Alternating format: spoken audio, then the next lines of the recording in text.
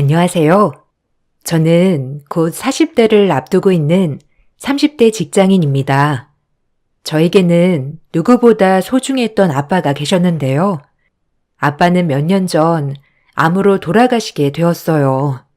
아빠는 어릴 적 엄마가 돌아가시고 난 후로 홀로 저를 키우셨습니다.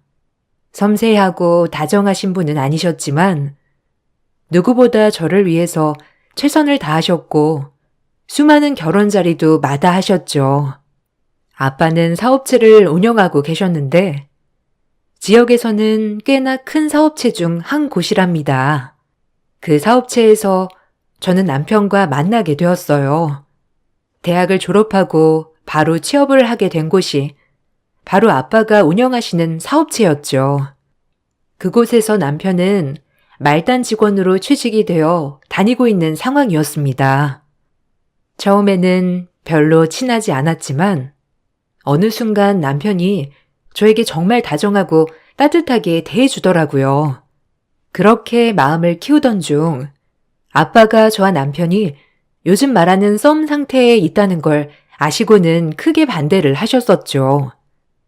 영지야, 내가 연애하는 거는 별로 관여하고 싶진 않다만 재사원은 아닌 것 같다. 왜요? 제가 보기에는 최사원만큼이나 회사 사랑하고 열심히 일하는 사람 드물 것 같은데 왜 그렇게 생각하세요? 맞아. 회사를 위해서는 정말 열심히 노력하고 좋은 사람이지만 사실 네가 이제 연애를 하면 결혼도 생각해야 하는데 재사원네 집안이 그다지 좋은 것만은 아닌 것 같아서 그래. 아빠, 집안까지 다 확인하면서 연애해야 되는 거예요? 아빠 맨날 정략 결혼에 대해서 엄청 반대했으면서 결국 집안이 좋아야 허락한다는 거예요? 아니다. 그런 게 아니고 신중하게 생각하라는 거야. 다른 것도 아니고 같은 회사에서 만나는 건데 한번 소문이 나면 다시 되돌리기도 쉽지 않고 거기다 너는 내 딸이라는 걸 다 알고 있는 상황인데 걱정이 될 수밖에 없잖니. 아빠, 내가 최사원이랑 결혼을 하겠다는 게 아니잖아요. 그냥 연애만 한다고요. 아빠는 웬일인지 연애를 시작하는 것부터 반대를 거세게 하셨어요. 남편에게도 따로 만나 저와 친하게 지내지 않았으면 좋겠다는 말을 하기도 하셨죠. 원래 저의 연애사에 크게 관여를 하지 않으셨던 분이셨기 때문에 의아하기도 했는데 남편의 말을 들으니 아빠로서 걱정이 되시기도 했겠다 싶었답니다. 며칠 전에 사장님, 아니, 아버님께서 연락 오셨었어요. 영지 씨랑 친하게 지내지 말라고 하시더라고요. 저희 사이를 어느 정도 아시는 듯 했어요. 아, 그거 신경 쓰지 말아요. 아빠가 원래 안 그러셨는데 요즘 갑자기 제 연애사에 관심이 많으시더라고요. 그게 아마 저희 집 때문인 것 같아요. 집이요? 왜요? 뭐 저희 집도 엄마 안 계시고 그런데 아빠가 약간 이런 거에 민감하시긴 하셨거든요.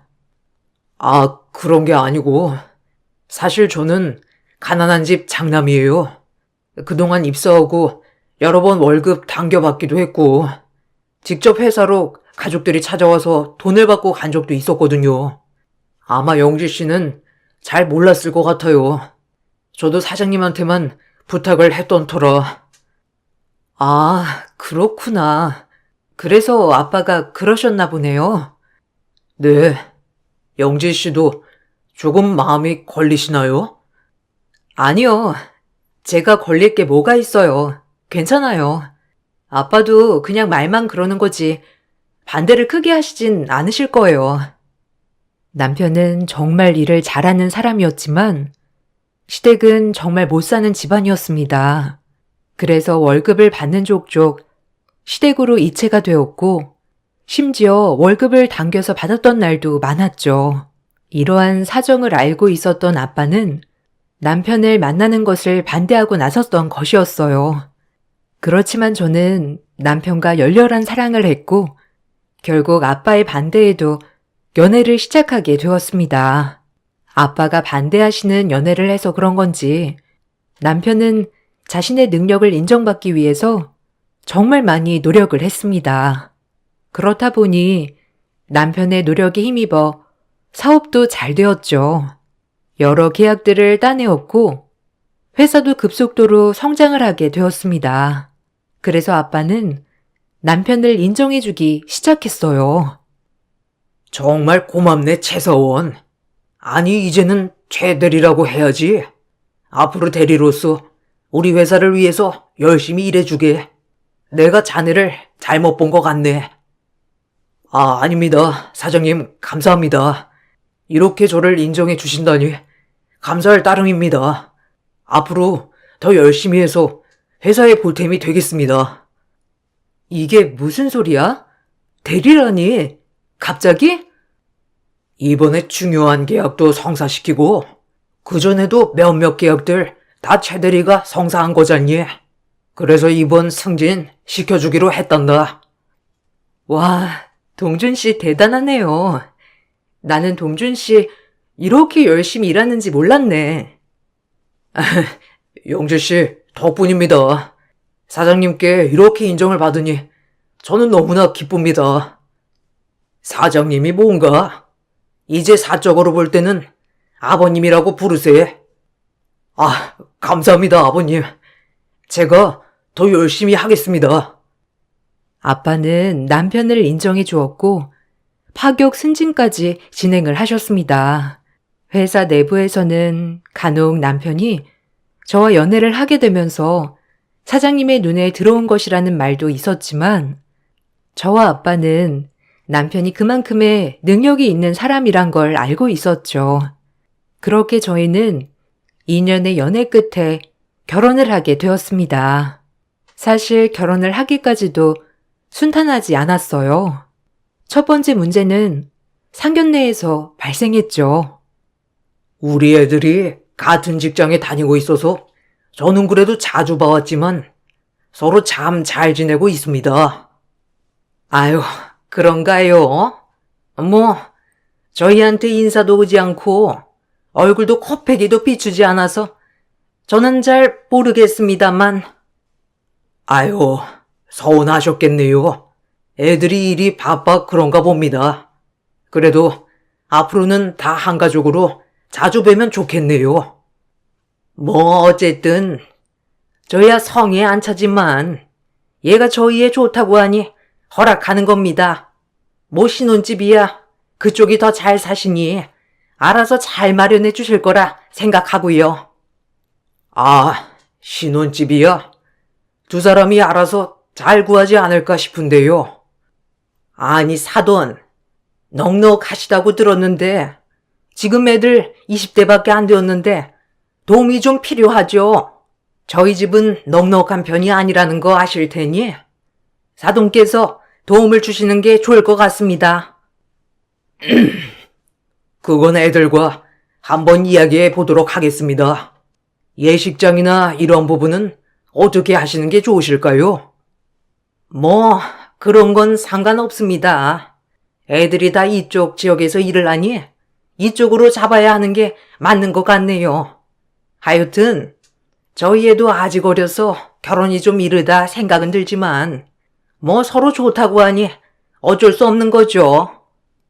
상견례 날 시모는 저를 굉장히 못마땅하다는 식으로 얘기를 했어요.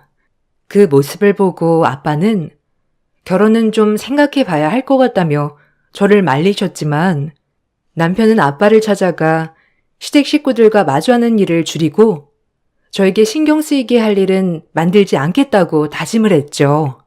아빠는 남편의 약속을 믿고 남편 하나만 보고 결혼을 허락해 주셨습니다. 결혼을 할 때도 결혼식장이며 하객들 접대 음식 모두 최고로 준비를 해 주셨죠. 시댁에서는 저를 마치 아들에게 푹 빠져 결혼을 하는 며느리로 여겼고 그런 시댁 소리에 너무나 황당하고 어이가 없었지만 남편은 결혼식만 끝나면 거의 볼 일이 없다며 저를 달랬습니다. 그렇지만 결혼 후 그게 지켜지지 않았어요. 바로 결혼식 이후에 시모가 아파 쓰러지게 되면서 시댁과의 교류가 시작이 되었죠. 위중하다고 알려졌던 시모는 제가 교류를 하면서 마치 아픈 적이 없었던 것처럼 깨끗이 나았고, 시댁에서는 거의 매주 저희를 불러댔습니다. 예, 너 이번 주말에 와서 밥해서 먹자. 저번에 보니까 동준이 얼굴이 해숙해져서 안 되겠더라.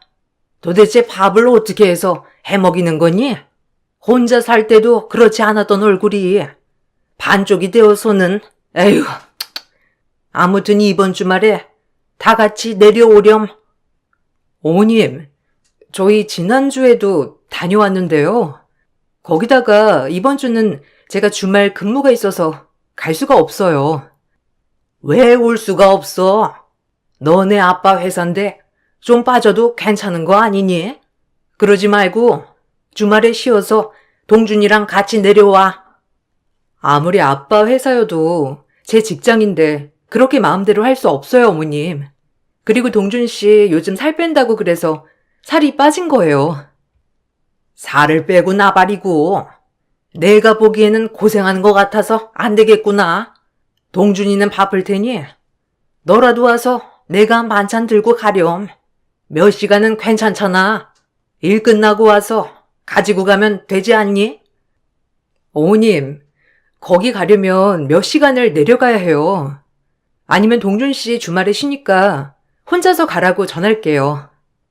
아니, 평일에 종일 일한 애가 어떻게 주말에 여기까지 오니? 네가 후딱 와서 가지고 가면 되지. 그리고 반찬값은 잘 챙겨서 오거라. 그렇게 알고 전화 끊으마. 저도 남편과 똑같이 일을 하는 사람이었지만 시댁에서는 제 일은 대수롭지 않게 생각을 했어요. 시모의 막무가내 행동에 저는 남편에게 얘기를 해보았지만 남편은 오히려 엄마가 아픈데 거리를 둔다면서 무척이나 서운해했습니다. 저는 오히려 결혼 전 얘기와는 다른 남편의 태도에 서운함을 느끼고 있었죠. 저희는 결혼을 하고 나서도 아빠의 사업체에서 일을 했습니다. 저는 사무직으로 자금 관리를 담당했고 남편은 경영 쪽 담당이었습니다. 회사는 사전 결제가 없이는 회사 자금을 사용하지 못했었는데 어느 순간 남편이 그런 시스템을 무시하고 개인적으로 카드를 사용하기 시작했어요. 처음 개인적으로 카드를 사용했을 때에는 남편도 착각을 했다며 얘기를 했지만 그게 반복되었죠. 동준 씨, 회사 카드 이렇게 쓰면 안 돼. 이게 다 기록에 남아서 나중에 문제 생긴단 말이야. 에이, 뭐 어때? 몇십만 원 내가 그냥 사용한 것도 아니고 그냥 조금 쓴 거일 뿐이잖아. 그냥 출장 비용 처리하면 되지. 뭐가 문제야? 아빠가 대표로 있긴 하지만 지금은 어엿한 중견 회사고 이사들도 있는데 이런 거 하나하나 문제가 되면 큰일이야. 그러니까 개인적으로는 쓰지 않았으면 좋겠어. 아니 무슨 몇만 원 가지고 그래. 알았어. 내가 처리할 테니까 걱정하지 마. 일단 내가 정리를 할게. 당신 월급에서 비용 처리를 하면 되니까. 무슨 월급에서 제한다고 그래? 기분 나쁘게. 그냥 나중에 처리하면 되지. 바쁘니까 이런 사소한 걸로 전화하지 마. 남편은 오히려 개인적으로 쓴 돈이 얼마나 되냐며 기분 나빠했습니다. 개인적으로 사용한 비용에 대해서는 월급에서 제할 수밖에 없다고 얘기를 했지만 남편은 가족끼리 너무 깐깐하다며 저를 질책하기도 했죠. 신혼 초이기도 했고 아빠가 아시면 큰일 나지 싶을까 싶어서 남편에게 주의를 줬지만 남편은 시간이 지날수록 더 심하게 사용을 하기 시작했어요. 그러다 보니 대외적으로는 좋은 사람이었습니다. 그렇지만 남편이 벌려놓은 일을 뒤치다꺼리 해야 했던 것은 저와 부하 직원들 뿐이었죠. 힘들었지만 다들 묵묵히 자신들의 일을 해냈고 사업은 점점 잘 되어 갔습니다. 그렇지만 그 공은 남편에게 더 많이 가게 되었죠. 아유, 최서방. 요즘 사업이 정말 탄탄대로야. 최서방이 일을 아주 열심히 하는 덕분에 어려운 계약들도 다 성사되고 참 잘 되고 있어서 기쁘네. 아닙니다, 아버님. 다 아버님 덕분이죠. 일하면서 이래저래 신경을 많이 써주신 덕분에 제가 힘내서 더 열심히 할 수 있었습니다. 그래? 뭐, 힘든 점은 없고? 네, 현재로서는 크게 힘든 건 없습니다. 아직까지 제 뒤를 따라와줄 후배가 없다는 게 좀 아쉽긴 하지만, 그런대로 잘 버티고 있습니다. 어머, 당신 무슨 그런 말을 섭섭하게 해? 당신 후배 직원들 들으면 너무 서운해하겠네. 아빠, 남편 파트 직원들도 정말 열심히 하고 있어요. 그러냐? 상사가 잘 움직이니 부하 직원들도 잘하는 거겠지. 어쨌든 열심히 일해줘서 고맙네. 남편은 아빠와 만날 때마다 자신이 정말 열심히 일을 하고 있음을 어필하였고, 성과를 봤을 때에도 긍정적인 성과들이 이어지다 보니 아빠는 남편을 전적으로 믿게 되었습니다. 그러다가 결혼 7년 차가 되던 해, 아빠는 갑작스럽게 암에 걸리시게 되었어요. 발견이 너무 늦어 몸 이곳저곳에 전이가 되었고 시한부 선고를 받게 되었습니다. 서둘러서 주변 정리를 시작하셨는데 다른 것보다 회사 때문에 걱정이 많으셨죠. 영지야, 이렇게 되고 보니 자녀 한 명은 더 나을 걸 그랬나 보다. 우리 영지, 아빠마저 가고 나면 외로워서 어쩌나. 아빠, 그니까 힘내서 치료 좀 더 받아보자. 회사는 이제 걱정하지 말고 이사회에서 알아서 할 거야. 아니다. 그래도 가기 전에 회사 정리도 해야지. 아빠가 회사 사장직에 동준이 추천을 해보려고 하는데 너는 어떻게 생각하니? 지금까지 열심히 일도 하고 5년 동안 성장한 것만 보더라도 많이 성장을 했는데 이사들도 다 동의하지 않을까 싶다. 아빠, 그건 나중에 생각해도 돼. 지금부터 고민하지 않아도 되니까 너무 걱정하지 마. 아니야. 아빠 가고 나면 회사에서 근무하는 것도 간당간당 할 수도 있는데 그냥 갈 수 없지. 가기 전에 정리를 제대로 하고 가야 될 것 같아. 어떤 마음인진 알겠어. 그렇지만 아직 사장 자리까지 오르기에는 아직 너무 이른 건 아닌가 싶기도 해. 아니다. 최서방 열심히 일했고 나만큼이나 회사에 열정도 많으니 잘 해낼 거다. 그리고 최서방이 사장직에 올라야 너도 편할 거 아니냐. 내가 잘 말해서 정리해보마. 아빠는 남편에게 사장직을 물려주고자 했어요. 물론 남편이 일을 잘하기도 했지만 혹시나 혼자 남을 저를 위해서라도 그게 나을 것이라 생각을 했었죠. 그렇게 아빠는 남편에게 사장직을 물려주고 얼마 뒤 돌아가시게 되었습니다. 큰 슬픔 속에서 장례를 치르고 난 후부터 남편의 태도는 매우 이상했습니다. 다시 복직을 하려고 보니 전에 있었던 부사장 자리에 다른 누군가가 오게 되었다는 걸 알게 되었죠. 이름을 보니 남편의 오랜 여자 지인이었어요.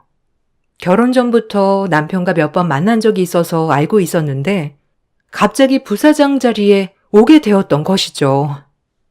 당신 이번에 부사장직에 김미영 씨 올렸어? 왜? 우리 회사 사람도 아니었는데 갑자기 이렇게 올린 이유가 뭐야? 그거?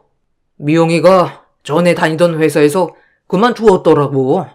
안 그래도 걔 일 정말 잘해가지고 우리 회사에도 필요할 것 같다 생각을 했는데 마침 일도 그만두었다고 하고 그래서 우리 회사로 부르게 되었어. 아니, 아무리 그래도 부사장직이라니 너무 과분한 거 아니야? 과분하긴 무슨. 미영이 전 회사 멀쩡히 다니면서도 스카우트 제의 여러 곳에서 받았던 애야.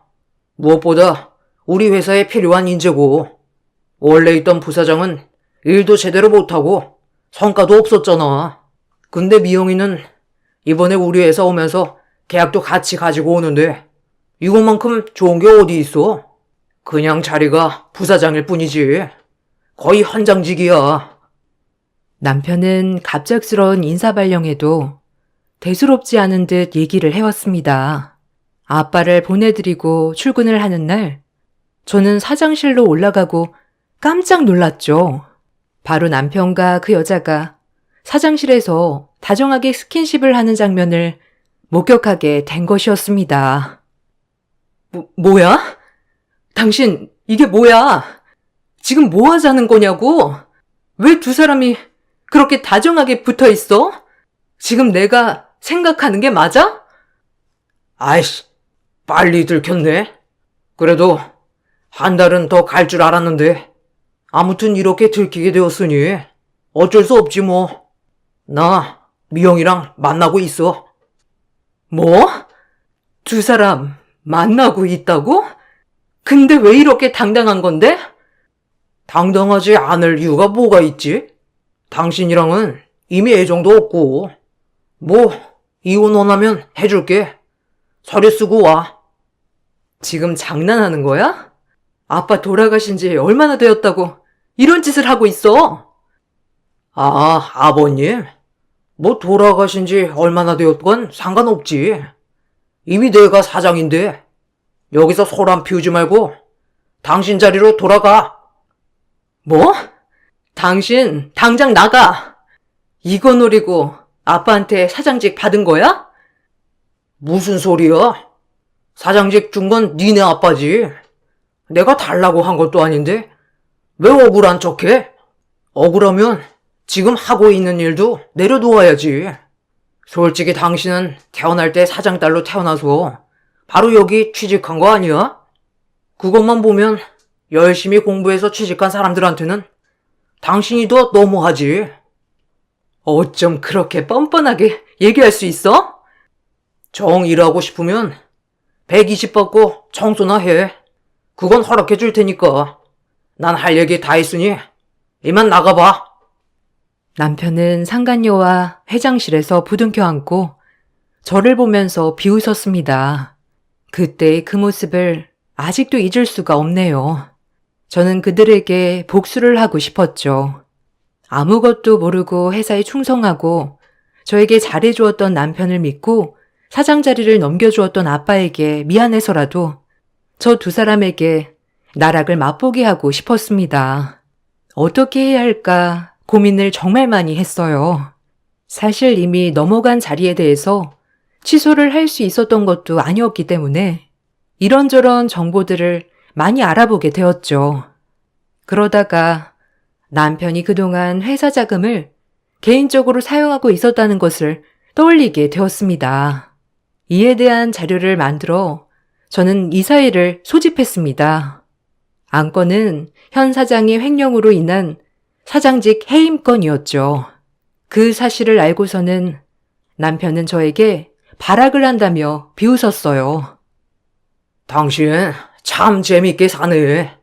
내가 그렇게 사장 자리에 오른 게 꼴보기가 싫었나? 아님 자기 자리라고 생각해서 끌어내려야 한다고 생각했나? 당신 그동안 나와 아빠를 기만하고 했던 행동들 다 용서하지 않을 거야. 이사에 소집했고 이미 당신이 잘못한 것에 대한 증거는 차고 넘쳐. 내가 뭘 잘못했길래? 나는 회사 성장을 위해서 이리 뛰고 저리 뛰었는데 그런 나에게 누가 뭐라고 하겠어? 그 잘난 당신 아빠도 결국에는 성과 보고 나한테 사장직 준 거 아니야? 뭐 눈 감으시고는 땅을 치셨겠지만 말이야. 뚫린 입이라고 아무 말이나 뱉어대기는. 당신 성과도 다 당신만 해온 거 아니야. 당신 부하 직원들 밤낮 없이 당신이 싸지른 똥 치우느라 고생했어. 묵묵히 일하면서도 당신이 상사니까 참아온 거라고. 그런데 이런 식으로 사람 뒤통수를 쳐? 당신 똥 내가 다 품어주려고 했는데 안 되겠네. 이제는 당신이 다 감당해. 뭐, 맘대로 해봐. 하나도 겁나지도 무섭지도 않으니까. 이제는 당신 편 들어줄 사람도 없는데 어떻게 하려고 그래? 남편은 저의 계획이 제대로 이루어지지 않을 것이라고 생각했지만 사실 남편과의 전쟁 사실을 알고 나서 남편의 부하 직원들 중 몇몇이 연락을 해왔습니다. 그동안 제가 신경을 쓰지 못한 사이 남편은 여전히 회사 돈을 개인적으로 사용하고 있었죠. 처음에는 남편이 부정행위를 한다는 걸 모르고 있다고 생각했던 직원들이 그 사실을 저에게 말해주려고 연락을 해왔지만 나중에 제가 외도 사실도 알고 있고 남편의 직책을 해임하고자 한다는 사실을 알고서는 적극적으로 도와주겠다는 말을 해왔습니다. 정말 감사합니다. 뭐라 감사함을 표현해야 할지 모르겠네요. 그래도 같이 수년간 일했던 상사인데 이렇게 해도 괜찮으실까요? 네, 저희 직원들은 모두 한마음입니다. 솔직히 저희가 이제야 이렇게 저희 뜻을 밝히는 게 늦은 건 아닌가 고민도 많이 했습니다. 전 사장님께서 살아계실 때 얘기를 했더라면 지금 상황은 있지 않았을 텐데요. 오히려 저희가 아쉽죠. 네, 감사합니다. 안 그래도 증거들을 찾고 있었는데 최근에도 개인적으로 쓴 내역이 생각보다 많네요. 네, 아마 사장직을 받고 나서부터 더 심해진 것 같습니다. 내역을 보던 중에 호텔, 숙박업소를 간 적도 많이 있었는데 아마 사장님께서 부정행위 하시고 있는 것 같습니다. 아, 그건 알고 있어요. 따로 자료가 있으시다면 저한테 주시면 잘 활용하도록 하겠습니다. 이런 말씀 어떠실지 모르겠지만 전 사장님께서는 정말 회사를 아끼고 사랑하셨어요.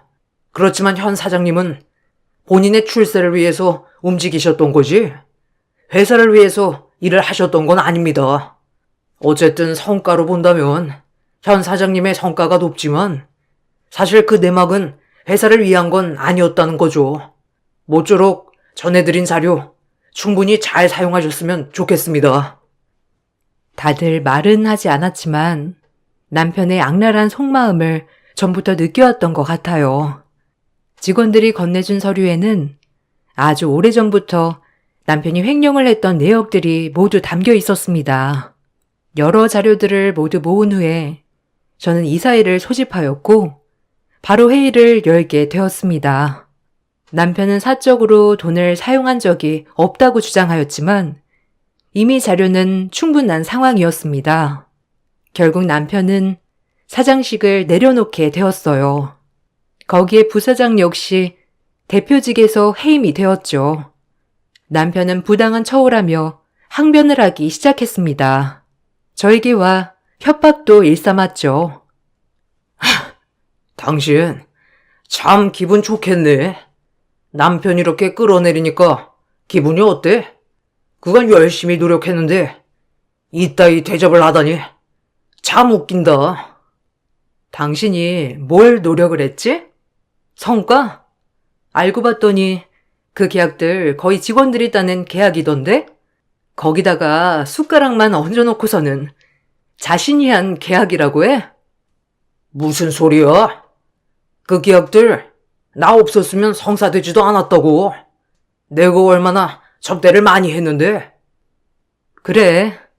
당신은 접대하면 모든 사업이 다 된다고 생각을 했지. 그 더러운 생각 때문에 당신 곁에 남아있는 사람이 없는 거야. 알아? 더럽기는. 사업하려면 접대는 필수야. 무슨 소리 하는 거야? 유유상종. 끼리끼리라는 거 모르나? 더러운 당신 곁에 더러운 사람만 있는 거지. 그런 편협한 사고로 사장직이라는 게 잘도 어울리겠다. 뭐? 당신 정말 말 다 했어? 이게 진짜 오냐오냐 하니까 네가 최고인 줄 알아?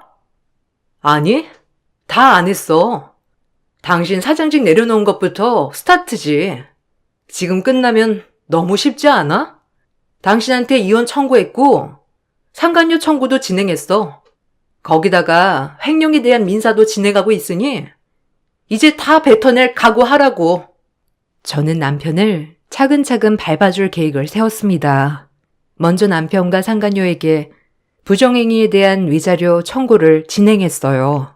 남편은 오랜 친구일 뿐 부정행위를 하지 않았으며 오히려 저에게 의부증이 있다고 주장을 했죠. 그렇지만 회사 내에 설치된 CCTV 블랙박스, 거기다가 남편과의 통화 내역 중에서 두 사람의 부정행위 사실이 드러나게 되면서 어렵지 않게 청구가 받아들여지게 되었습니다. 녹음이라니? 이건 불법적인 거 아니야? 어떻게 사적인 대화를 다 녹음할 수가 있어? 당신 이거 불법이야. 사장이었던 사람이 이런 것도 모르고 사장 자리를 탐냈어? 타인의 대화를 녹음하면 불법이지만 자신이 포함된 대화는 그렇지 않다고. 멍청하면 조용히라도 있지. 창피하게 입 나불대지 말고. 뭐? 입 나불? 당신 진짜 더러운 싸움 해보자는 거야? 그래, 더러운 싸움 한번 해봐. 당신 그러고 보니 더러운 게 정말 좋아하잖아. 그지? 외도하는 것도 좋아하고 참 더러운 거 좋아해. 그지? 두 사람의 부정행위가 인정되면서 저는 남편과 상간녀에게 위자료 2천만 원씩 배상을 받게 되었습니다. 여기에 재산 분할 역시 기존에 살고 있던 집이 결혼 전 아빠에게서 증여를 받았던 재산이라 분할 대상이 되지 않았고, 이후에도 남편이 투자로 인하여 재산을 탕진한 내역을 통해서 재산 분할을 좀 더 저에게 긍정적으로 이끌 수 있었죠. 남편은 위자료 청구와 함께 횡령에 대한 민사까지 들어오게 되면서 전 재산을 모두 탈탈 털어야만 했습니다. 그럼에도 불구하고 정리가 되지 않았고 저는 남편의 계좌들을 가압류 신청하게 되었죠. 남편이 일을 하게 되면 바로 회사로 연락해 월급 압류를 요청하였고 남편은 일하는 족족 배상을 해야 했습니다. 이것은 상간녀도 마찬가지였어요. 어느 날 남편은 이런 상황이 버거웠는지 저에게 전화를 해 폭언을 쏟아놓기도 했습니다.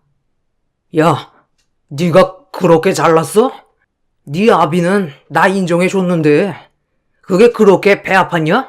네가 그러니까 이혼한 거야. 내가 그래서 바람 피운 거라고. 저기 착각하지 마. 아빠는 당신이 잘나서 사장직 준 거 아니니까. 당신 그동안 당신 노력에 비해서 과분한 거 얻었었잖아. 그냥 다시 당신 자리로 돌아간 거라고 생각하면 돼. 내 자리? 내 자리는 여기가 아니지. 이건 당신이 날 끌어내려서 오게 된 거고 내가 언제까지 이렇게 바닥에만 있을 것 같니? 뭐 힘써서 한번 올라와 봐. 그게 되나 안 되나 한번 보자. 이렇게 나한테 말할 정신도 있고 여유롭나 봐. 뒷주머니 차고 있으면 잘 지켜. 내가 다 쏙쏙 가지고 갈 테니까. 남편뿐만 아니라 시댁에서도 저에게 폭언을 서슴지 않았습니다. 어쩜 그렇게 다들 똑같은지 아들이 바람이 난 게 다 제 탓이라고 다들 말을 하는데 정말 황당하더라고요. 어쩐 일이세요? 예, 너는 그거 하나 넘어가주면 될 거를 꼭 굳이 이혼을 해야 했었냐? 내가 요새 이것 때문에 통잠이 안 온다. 동준이는 하루 종일 일만 하는데 너는 동준이 뺏겨먹고 하하호호 재밌어 보이는구나. 뭔가 오해하시는 모양인데 동준 씨는 벗겨먹을 것도 없어요. 처음부터 지금까지 단 한 번도 없었습니다. 뭐? 왜 동준이가 없어? 동준이만큼 능력 좋은 애가 어디 있다고? 지금 네가 걔 기를 죽여놔서 그렇지? 어디 가서 부족할 애가 아니다. 착각하시는 것 같은데요. 그 능력도 다 제가 만들어준 겁니다. 참나. 너는 아무런 잘못이 없다고 생각하냐? 네가 오죽 독했으면 그 순한 애가 다른 여자를 만났겠어? 어머님, 아니, 아주머니. 세상에는 동준 씨보다 훨씬 잘나고 좋은 사람 천지예요. 그럼에도 불구하고 제가 동준 씨랑 결혼한 건 그 사람이 제일 잘나서가 아니라고요. 바람은 병입니다, 병. 그러니 감싸돌지 마세요. 제가 순했으니 망정이지. 독하면 지금 이렇게 전화하실 생각도 안 드셨을 것 같은데요? 냉정하게 남편에게 청구를 진행하면서 결국 남편은 저에게 용서를 구하기도 했습니다. 그렇지만 이미 잘못된 일을 되돌릴 수는 없다고 냉정하게 대했죠. 남편은 자신이 잠시 사장이 되더니 그것에 취해서 잘못을 한 것이라 얘기를 했습니다.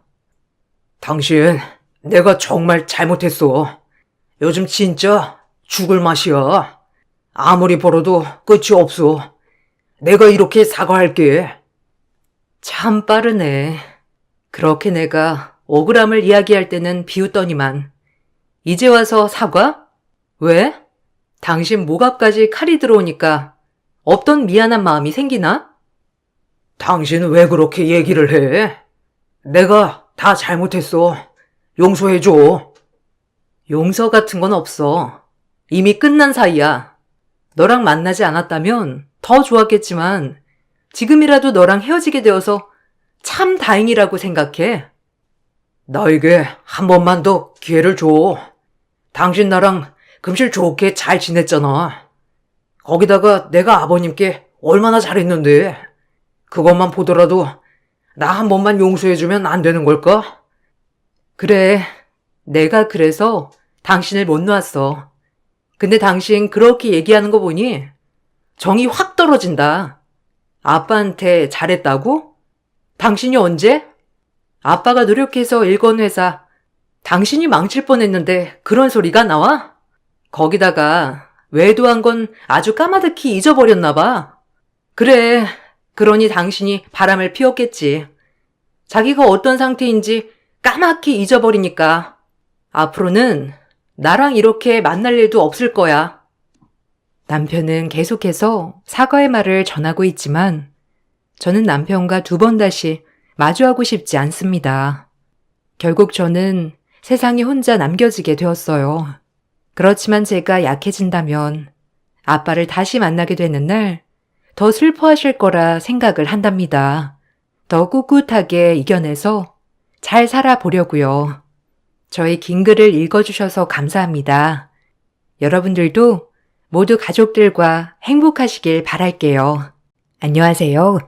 저는 서울에 사는 40대 중반 여성입니다.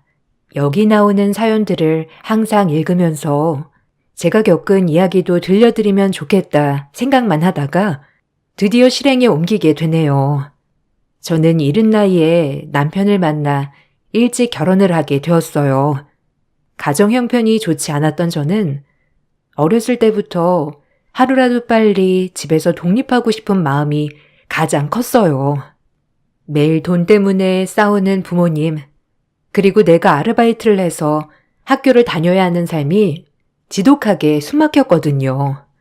다행히도 그 시기에 제가 열중할 수 있는 게 공부뿐이 없었습니다. 죽어라 공부하고 죽어라 아르바이트하는 삶을 살아갔어요. 전 저의 인생을 바꾸고 싶었어요. 소외계층에서 벗어나 조금은 여유 있는 삶을 원했죠. 죽어라 공부한 덕에 전 법대에 입학했습니다. 하지만 법대에 입학하고도 아르바이트는 꾸준히 해야 했어요. 그리고 아르바이트를 하면서 지금의 남편을 만나게 되었어요. 저랑은 완전히 다른 삶을 살고 있는 남편은 저에게 너무 신세계 같은 느낌이었습니다. 처음으로 이 사람과 같이 있으면 집보다도 마음이 편한 생각이 들었을 정도였으니까요.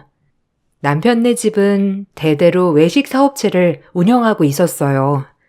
외식 사업이 잘 되자 프랜차이즈로 전향을 하면서 유명해졌죠. 그런 집의 둘째 아들이었네요.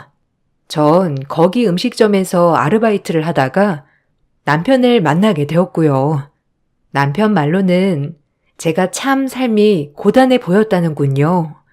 그렇게 저희는 서로에게 빠져들어 연애를 했습니다. 처음엔 남편의 배경은 몰랐습니다. 단순히 음식점의 젊은 사장님인 줄 알았어요. 연애할 때까지 남편은 본인의 집 배경에 대해 저에게 말한 적이 없었거든요. 돈의 여유도 있고 하고 싶은 걸 다 하는 모습들이 생소하기도 하면서 자신감에 끌린 것 같아요. 남편은 제가 집에서 독립하고 싶어 하는 것을 알았어요. 그리고 저에게 결혼하자고 프로포즈를 하였죠. 프로포즈를 하고 남자친구의 집안 배경을 알게 되었을 때 거부를 하게 되었어요. 어차피 그런 집에선 절 보잘것없이 생각할 게 뻔하니까요. 단순히 저에겐 법대생이란 타이틀 말고는 없었거든요.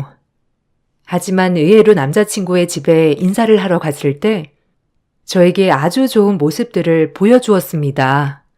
덕분에 긴장됐던 마음이 녹았어요. 법대생이라고 했나? 그럼 졸업하면 검사 준비하는 건가? 아니면 학기 중에 패스할 건가?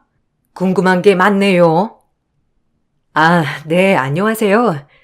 여건만 되면 바로 사실 준비할 계획이고요.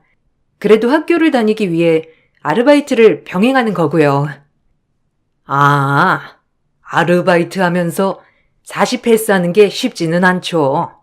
우리 아들은 결혼하고 싶어 하던데 진영이가 한 번도 그런 적이 없어서 궁금했어요. 어떤 아가씨인지. 청명해 보이고 좋네요. 잘 만나봐요, 우리 아들이랑. 그리고 좋은 결과 이뤘으면 좋겠네요. 예비 시어머니의 긍정적인 반응으로 저희는 결혼을 준비할 수 있었습니다. 가난한 저를 남편은 많이 배려해 주어 저에게 맞춰서 결혼을 준비했네요. 이 부분에서 시부모님도 별다른 말씀은 없었고요. 태어나서 처음으로 행복하다고 많이 느꼈어요. 그렇게 저희 부모님에게도 남편을 소개했습니다. 부모님은 남편을 물론 너무 좋아했고요.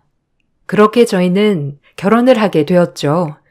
내 인생에 이제 행복한 나날만 있을 것 같다는 그 착각 속에 결혼식이 진행되었습니다. 그리고 불행이 시작되었네요. 결혼을 하고 저희는 당연히 시댁에 들어가 살게 되었어요.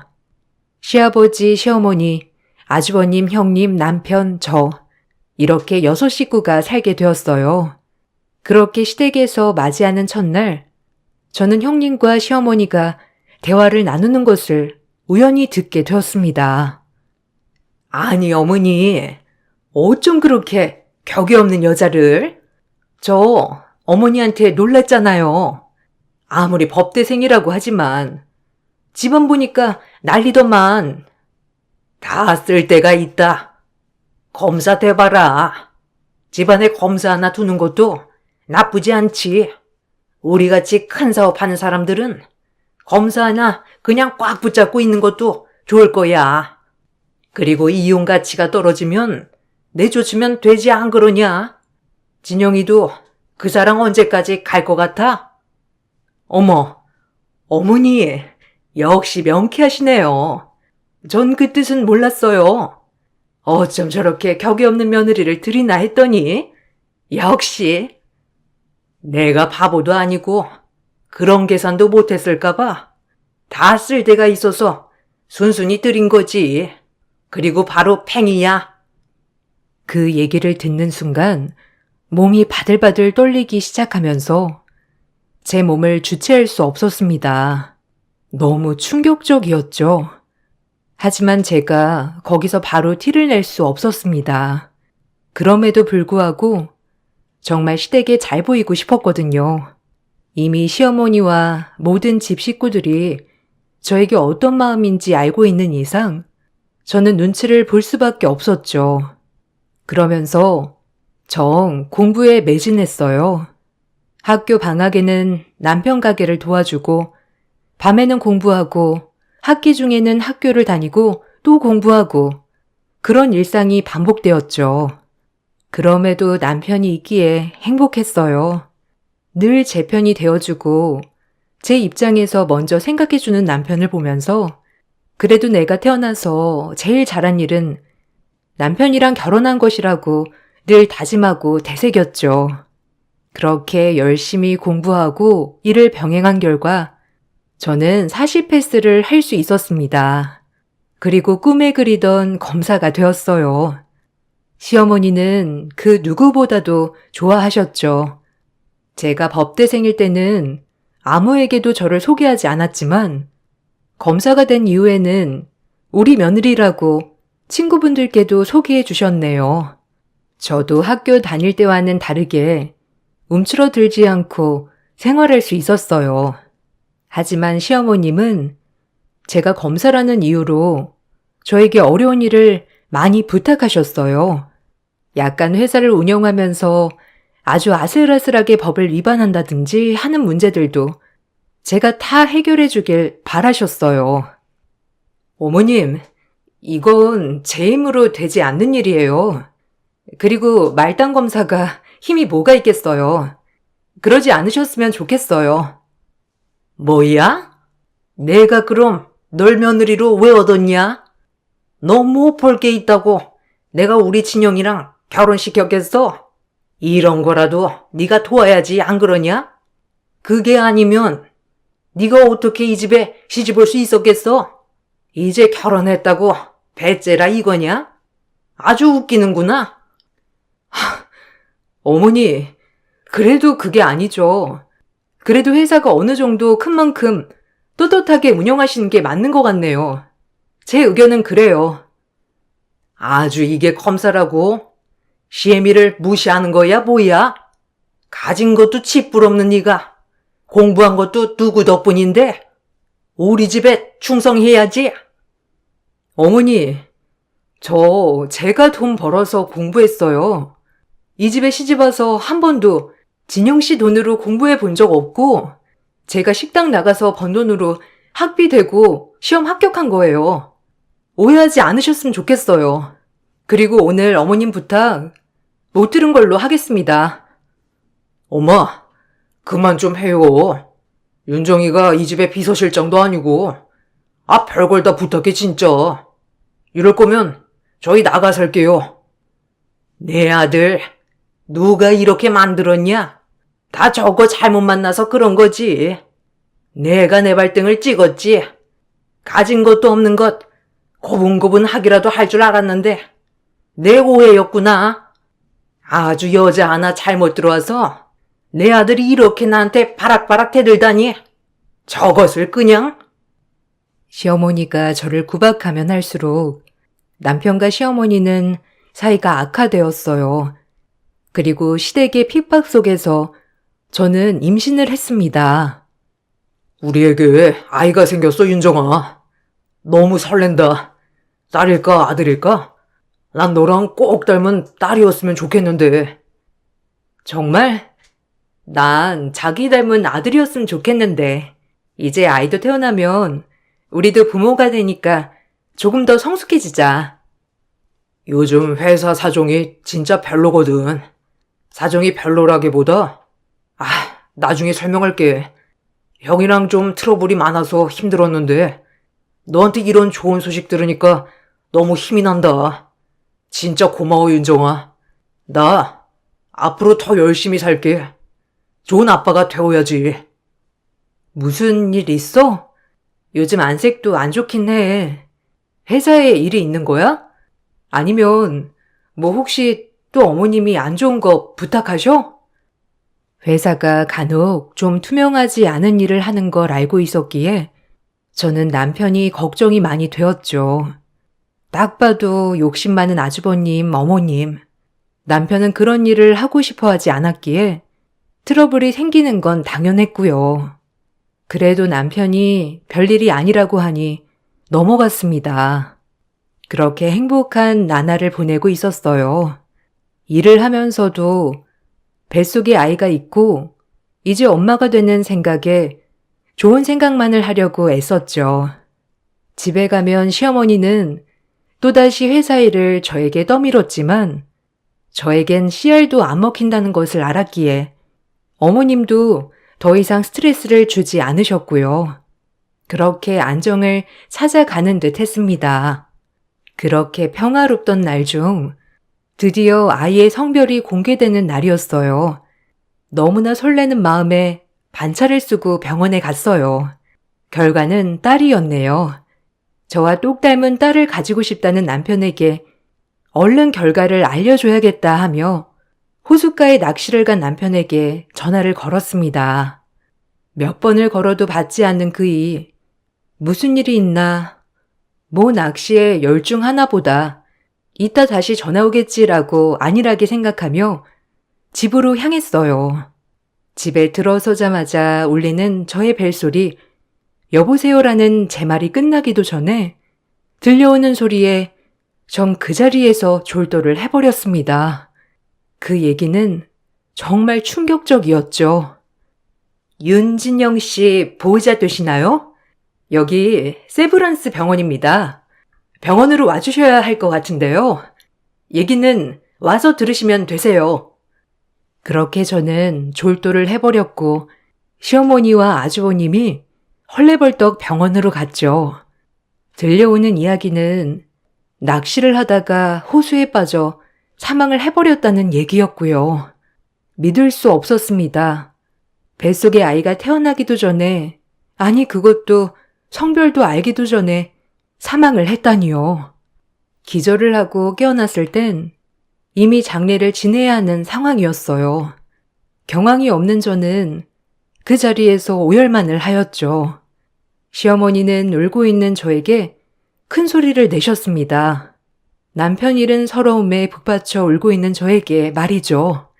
그리고 어머니의 말은 곧 제 비수를 찍었네요. 네가 뭘 잘했다고 울어?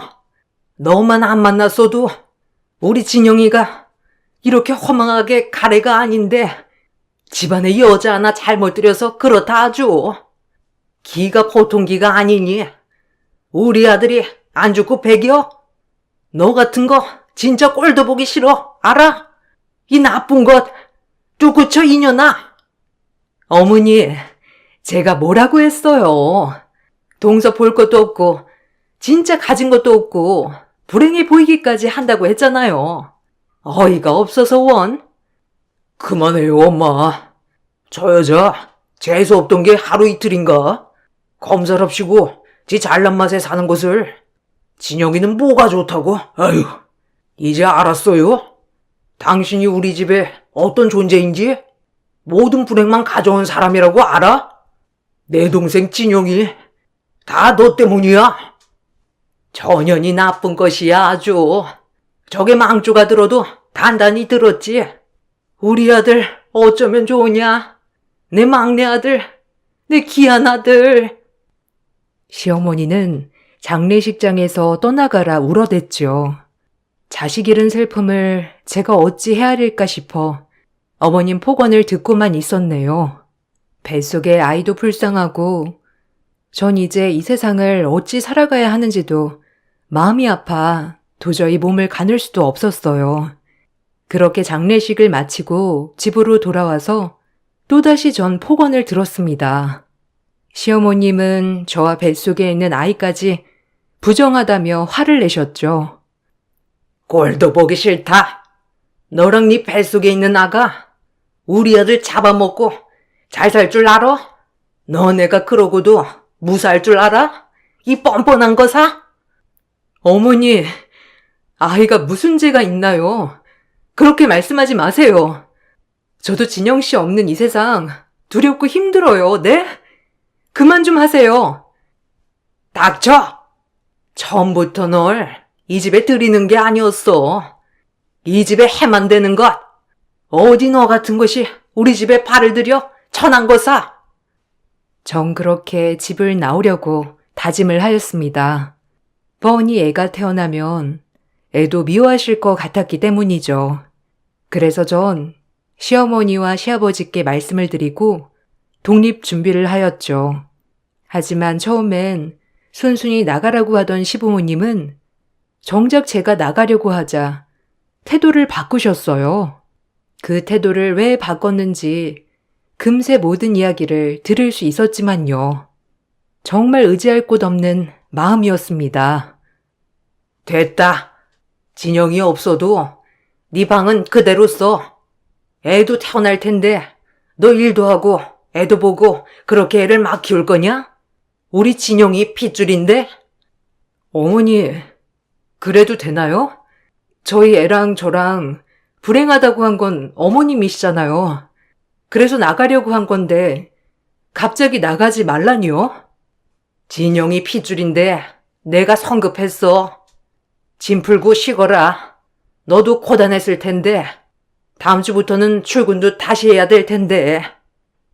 갑작스러운 태도 변화에 이해가 가지 않았지만 저도 죽은 남편을 생각하니 쉽사리 발길이 떨어지지 않았어요. 그래도 아이도 낳고 시부모님이 본인들의 손녀도 보셔야 한다고 생각했으니까요. 그렇게 제정신이 아닌 듯 잠이 들었어요. 그리고 새벽녘 다시 한번 잠에서 깨어 물을 먹으러 거실로 나가는 순간 시어머니와 시아버지 그리고 시숙의 대화를 또 한 번 엿듣고 말았습니다. 사망보험금이 다 쟤한테 가는 걸 보고만 있을 거야? 당연히 우리 아들 사망보험금인데 우리가 챙겨야지, 안 그래? 그것까지 생각을 못했네. 하긴 우리 집에 도움도 안 되는 애가 그 어마어마한 돈을 가지고 가게끔 둘 수 없죠. 잘 생각해봐요. 분명 쟤랑 조카한테 다 갈 텐데 조카라도 붙잡고 있어야죠. 이 집에 한 게 뭐가 있다고 돈을 다 줘요? 빈손으로 시집 왔으면 빈손으로 나가야지. 우리 회사에 뭐 도움된 것도 하나도 없고 그 돈은 절대 못 주지. 일단 붙잡아 놨다가 슬슬 구슬려서 보험금만 받아내고 내보내자고요. 조카든 말든 둘 다요. 지혜는 그래도 끔찍할 텐데 자기가 어떡할 거야? 애 핑계를 대서라도 붙잡아야 해. 그리고 식모살이라도 시켜야지. 아우 억울해. 불쌍한 우리 아들. 제가 한 게 뭐가 있다고? 우연히 듣게 된 시댁 식구들의 대화에는 저를 칭하는 말이 있더군요. 그리고 사망보험금. 정말 생각지도 못한 내용이라 충격적이었네요. 어떻게 자식이 죽자마자 보험금 수령을 생각할 수 있는지, 그리고 얼마나 내가 싫었으면 저런 생각까지 하실 수가 있는지 또다시 손발이 발발 떨리고 슬펐습니다. 하지만 뱃속에 아이가 있기에 꼭 참아내었죠. 아이만 낳는다면 모든 것이 다 해결될 것이라고 느꼈어요. 피부치로 연결된 사이니까요. 그렇게 전 다시 복직을 하였고 출산 준비를 하였습니다.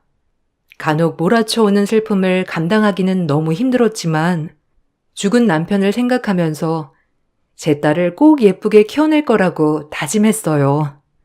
아침엔 일을 나가고 저녁엔 퇴근을 하여 시집살이를 하였죠. 만삭의 몸으로도 살림을 하였습니다. 그냥 죽은 남편을 생각해서 시부모님을 봉양한다고도 생각했습니다. 그렇게 차라리 몸이 고되니까 조금이나마 슬픔을 잊을 수 있게 되었고요. 반찬이 이게 뭐야? 어쩜 이리 간을 못 맞춰? 내가 누누이 말하지만 할 줄 아는 게 뭐가 있니 도대체? 아유, 입 아파, 속 터져. 싱거우세요? 어머니 입맛에 맞춘다고 한 건데 내일은 조금 더 신경 써서 해볼게요. 오늘은 그냥 드세요. 내가 말을 말아야지. 너만 보면 답답하고 나까지 우울해진다. 표정 좀 어떻게 할 수 없어? 아유, 저 답답이. 그만해 당신도. 새아가도 앉아서 먹거라. 만삭에 밥까지 하느라 힘들었을 텐데 출근도 해야 하고 같이 앉아 먹자. 종종 시아버지가 조금씩은 챙겨주셨지만 이미 시아버지 속마음도 아는 터라 그렇게 와닿진 않았네요. 그렇게 그날 밤 자려고 누웠는데 진통이 시작되었어요. 시부모님께 말을 할 수도 없었고 혼자 방에서 끙끙대다 119를 불러 병원에 도착했죠. 집에 119가 도착을 해서야 시부모님은 잠에서 깨셨어요. 저의 진통소리에 시어머니만 저와 같이 병원을 가주었죠. 가는 내내 시어머니에게 잔소리를 들어야 했네요. 배도 아프고 정신적으로도 너무 힘든 출산의 밤이 되었습니다. 꼭 이렇게 남들 앞에서 우리를 못된 사람으로 알려야 속이 편하지. 배 아프다고 내려와서 얘기하면 될 것을 119를 불러? 저 사람들이 뭐라고 생각하겠냐? 집에 사람들도 있는데 119를 부르는 게 어이가 없어서 나원 참. 너 혼자 애 낳냐? 유세도 아니고. 그렇게 저는 시어머니 구박 속에 아기를 낳았어요. 임신 기간 내내 스트레스를 너무 많이 받아 걱정을 가득했지만 저희 아이는 너무 예쁘게 나와주었습니다. 아주 아빠 판박이로요. 남편이 지금 출산 후 모습을 본다면 얼마나 같이 기뻐해줬을지, 눈물을 얼마나 흘려줬을지 생각을 하니 더욱더 남편이 그리웠어요. 시어머니는 본인의 손녀지만 잘 보지 않으셨고요. 저와 딸아이를 조리원에 데려다주곤 집으로 바로 가셨습니다. 시댁살이를 하는 기간 중 조리원에 있던 기간 10일만이 저에게 숨통이 트이는 시간이었네요. 그렇게 몸조리를 하고 시댁에 들어가는 길, 이제 아이와 저는 어떻게 사는 게 현명한 것인가를 많이 생각했죠. 집으로 들어가는 순간 또 한 번 시어머님은 저에게 말도 안 되는 소리를 하였습니다. 정말 기가 막히고 어이가 없었네요. 왔니? 몸조리는 좀 잘했고 이리 와서 앉아보거라. 너한테 할 얘기가 있어. 아기 좀 눕혀놓고 나오려무나. 네, 어머님, 말씀하세요. 그리고 조리원까지 데려다 주셔서 감사합니다. 어머님 덕분에 편하게 갔었어요. 이제 네 인생 살아야 하지 않겠니? 네 몫은 좀 챙겨주마. 서로 얼굴 보는 것도 불편할 텐데 너 없는 동안 많이 생각했어. 네, 어머님. 그럼 저랑 이서랑 나가서 살면 되나요? 어머님, 아버님이 보고 싶을 땐 언제든 데려오도록 할게요. 저도 차라리 이게 나을 것 같았어요. 엄마가 행복해야 아이를 행복하게 키울 수 있다고 생각했으니까요. 오히려 먼저 말씀해줘서 감사했네요. 무슨 소리니? 너만 나가야지. 진영이 핏줄을 어딜 데리고 나가? 우리가 잘 키우마. 그러니까 너만 나가. 새 출발해야지 너도. 네? 아, 어머니, 그게 말이 돼요? 어머님 배 아파 낳은 아들 떼버리고 혼자 나오실 수 있나요? 전 못 그래요. 제목 얼마나 떼주시려고 그런 말씀 하시는 거예요? 부정탄다 어쩐다 하면서 저희 딸 그렇게 뱃속에 있을 때 구박하시더니 진영 씨 보험금 차지하려고 그러시는 거예요? 진영 씨가 이 모습 보면 어떤 생각을 할 것 같아요? 전 아이 없인 못 나가요. 뭐? 우리 진영이의 핏줄 우리가 거두는 게 맞는 거지. 어떻게 남의 손에 맡겨? 그리고 우리 아들 죽은 사망보험금이 왜 너한테 다 가는 거냐? 네가 한 게 뭐가 있다고? 딸아이 앞으로 해놓고 당장 나가. 네 몫은 조금은 떼어줄 테니 알겠니? 그래요, 재수씨. 아니, 욕심이 과하네. 솔직히 한 게 뭐가 있다고 돈을 다 받아먹어요? 그건 아니지 않아요? 한두 푼도 아니고. 그냥 조용히 나가던가. 아니면 저희가 조금 챙겨드릴 테니까 이거 받고 떨어지세요. 더 이상 진흙탕 싸움하지 마시고요. 못 나가요. 그리고 이런 법은 없죠. 어머니, 법적으로도 엄연히 문제 있는 거고요. 전 아이 포기 못합니다. 그런 줄 아세요. 이 말을 끝으로 제 방으로 올라갔습니다. 정말 제 인생은 어쩜 이리 거센지 남편 잃고 자식까지 뺏길 위험에 처하니까 정신이 번뜩 차려지더라고요. 내 아이, 내가 지켜야겠다, 이렇게 말이죠. 그렇게 마음을 독하게 먹었어요. 그리고 다음 날이 되었죠. 동서는 미련한 거야? 아니면 대단한 거야? 어쩜? 그렇게 눈치를 받아도 나갈 생각을 하지도 않는지. 돈 때문에 그래? 제가 뭘요? 당연히 제 딸은 제가 지켜야죠. 여기서 형님도 저 같으면 생떼 같은 자식 떼어놓고 살 수 있겠어요? 뭐? 아, 참나. 동서, 많이 변했다. 애 낳고 어떻게 됐나 봐. 참나. 아니면 빈몸으로 조카랑 나가던지. 여기서 이렇게 살고 싶어? 여러 사람 불편하게 뭐 한 건지 안 그래? 그냥 나가줘 조용히. 어차피 여기 집이랑 어울리지도 않는 사람이잖아, 동서는. 제가 왜요? 보기 싫은 사람이 나가세요. 전 제 아이 떼어놓고는 절대 못 나가요. 그리고 제목도 포기 못하죠. 안 그래요? 어머, 독한 거 봐. 이래서 없이 산 사람이 돈에 눈이 돌면 큰일 난다던데. 참 많이 변했다. 아니, 원래 그런 건가? 네. 절 이렇게 만든 게 여기 가족들이죠. 안 그래요? 제 생각 변함없어요. 그러니까 아무리 그래도 소용없다고요. 전 점점 독해져만 갔네요. 시어머니의 이년저년 소리도 아무렇지 않아졌고 형님의 비아냥대는 소리 따위도 말이죠. 그저 우리 딸을 어떻게 키워야 할지만 생각하기로 했습니다. 제가 이 집에 나가는 순간 딸아이는 무조건 데리고 나가지 말라는 시부모님.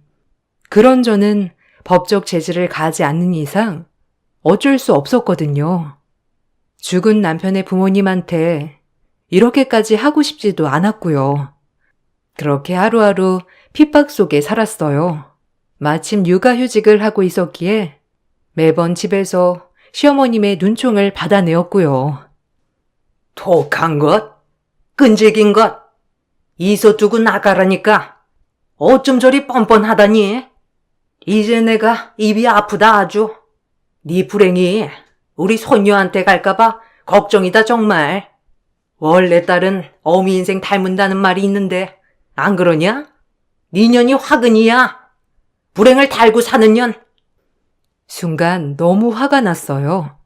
딸아이의 인생까지 운운하며 저에게 독한 말을 내뱉는 시어머니를 보니 더 이상 있을 수만은 없었어요. 그리고 전 그대로 뛰쳐나와 발길이 닿는 곳으로 달려나갔죠.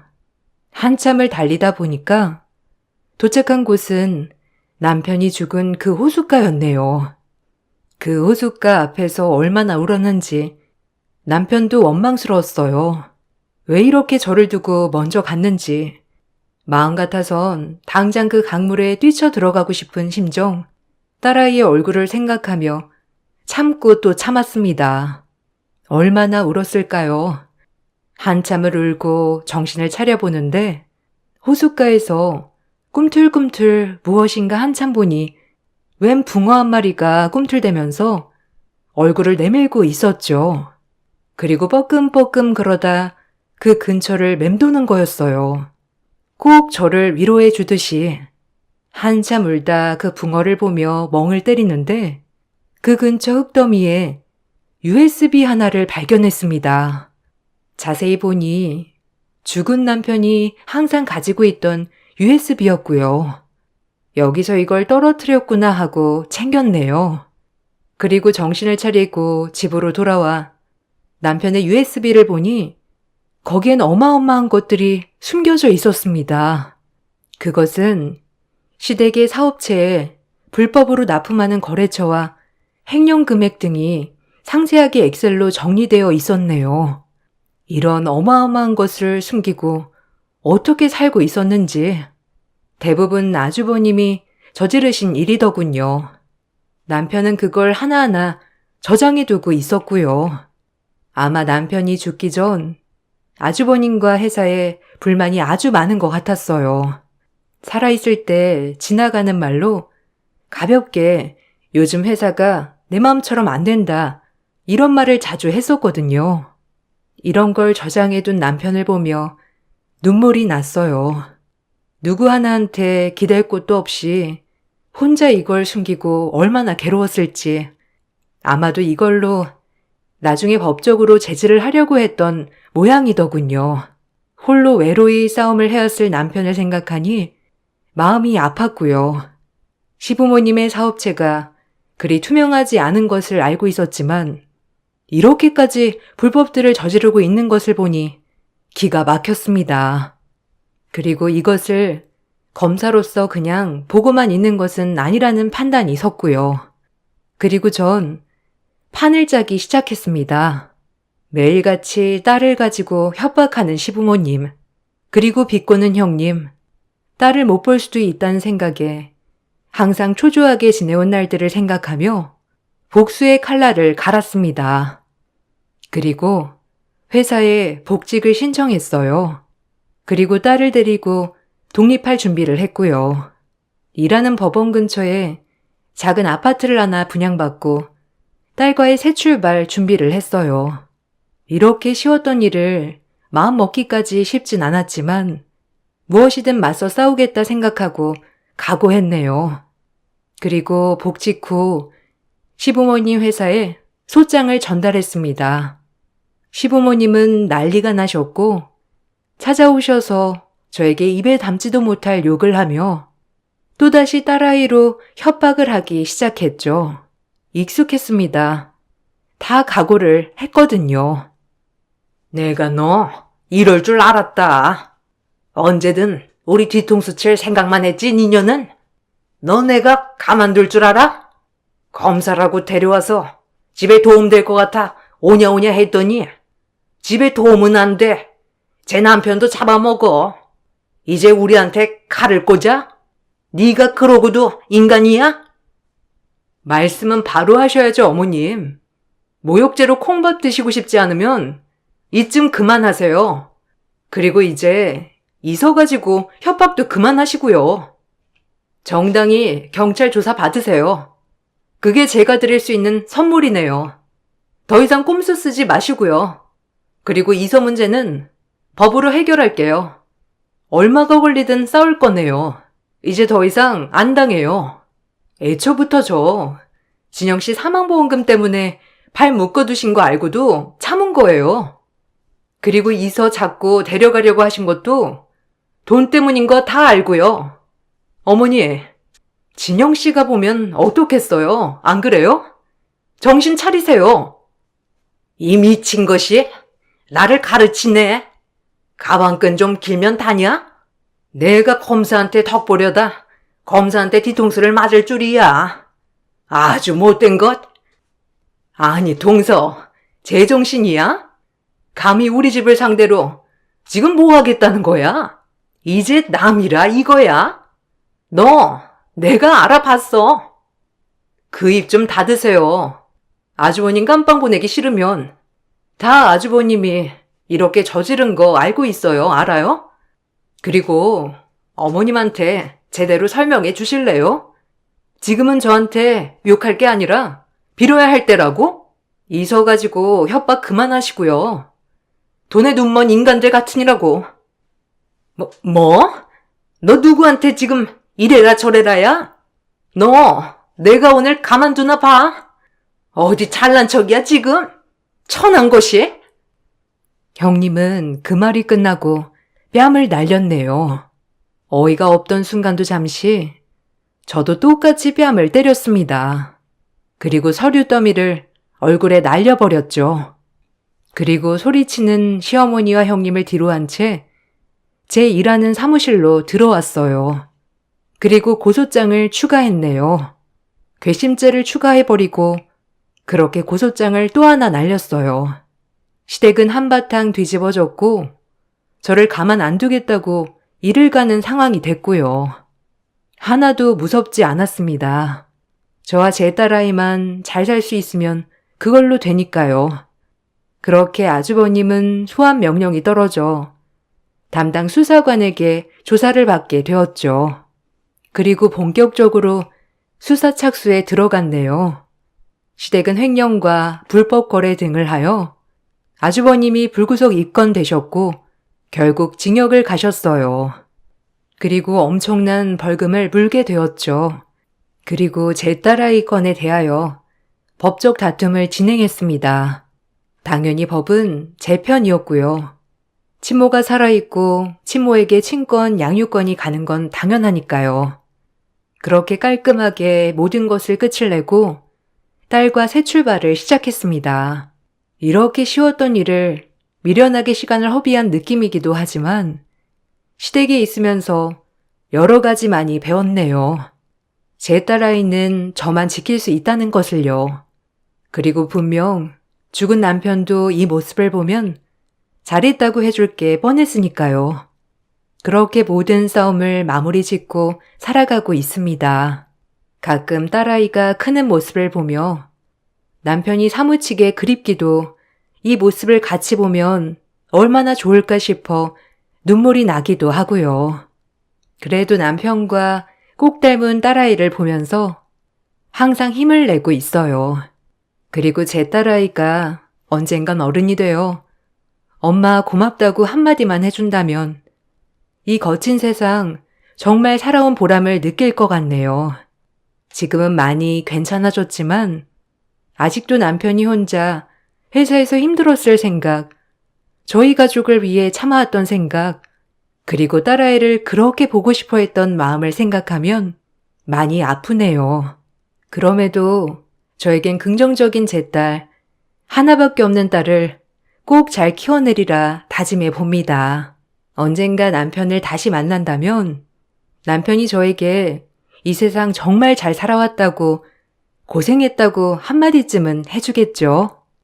그날만을 기다리며 딸아이와 행복하게 살아갈 겁니다. 제 글 읽어주셔서 감사합니다. 안녕하세요. 참으로 많은 사연에 공감하고 울고 웃고 하는 평범한 50대 주부입니다. 저도 제 이야기를 한번 써보면 어떨까 해요. 남들이 손가락질 할 수도 있지만 18살 어린 나이에 첫사랑과 눈이 맞아 철없이 미래를 약속하였죠. 그때 당시 첫사랑의 약속이 얼마나 믿음직스럽던지 그렇게 저는 19살에 임신을 하게 되었죠. 임신을 하게 된 순간 하늘이 무너지는 것 같았습니다. 너무 어린 나이기도 했고 철없을적 불장난 한 번으로 임신이 된 것이죠. 하지만 차마 아이를 외면할 수는 없더군요. 모진 마음을 먹다가도 꿈에서 아이가 나오고 이 아이를 없애겠다고 생각하니 마음이 무거웠어요. 뱃속에 아기는 죄가 없었으니까요. 결국 전 부모님에게 저희 임신 사실을 밝힐 수밖에 없었어요. 아이를 낳고 싶었거든요. 부모님은 저의 임신 사실을 알자마자 길길이 날뛰셨습니다. 평화롭던 저희 집은 저 하나 때문에 집안이 풍비박산 났죠. 어려서부터 영특하고 부모님의 기대에 충족되게 공부를 곧잘 했었던 저는 부모님의 희망찬 가슴에 대못을 박았죠. 그래도 그때는 저의 첫사랑과 함께라면 행복한 나날들이 펼쳐질 거라고 생각하며 꿋꿋이 이겨냈어요. 아직까지 배가 나오진 않았기 때문에 학교에는 비밀로 하고 학교를 다녔죠. 내가 널 어떻게 키웠는데 네가 이렇게 나한테 뒤통수를 쳐? 말 좀 해봐 이거사. 네가 어떻게 이럴 수 있어? 엄마 어찌 살라고? 아니 참나. 기껏 학교 보내놨더니 딴짓이나 하고 돌아다니고 당장 나가. 너 같은 딸 필요 없으니 이 집에서 나가란 말이야. 아빠, 엄마, 죄송해요. 하지만 아기 꼭 낳고 싶어요. 제발 한 번만 봐주세요. 이렇게 빌게요. 제발요, 네? 저 잘 키울 수 있어요. 너도 애인데 애가 어떻게 애를 키우겠다는 거야? 아빠 엄마는 네가 더 소중해. 그걸 못 본다. 철없을 때 실수할 수 있어. 없던 일로 하자. 앞길 창창한 애가 애엄마가 돼서 사는 꼴을 보라는 거냐? 아빠 엄마는 그렇게는 못해. 더 이상 토달지 마라. 아빠, 엄마한테도 소중하듯이 내 뱃속의 아이도 나한텐 소중해요. 죄송해요. 제발 이번에 제 뜻 들어주세요. 잘 키울게요. 네? 부모님은 대답이 없으셨어요. 앞날이 구말리같이 창창한 딸이 19살에 아이를 낳고 산다고 하니 기가 막힐 노릇이었죠. 지금 제가 아이를 낳아 키워보니 부모님 심정이 어떠셨을지 이제서야 헤아려집니다.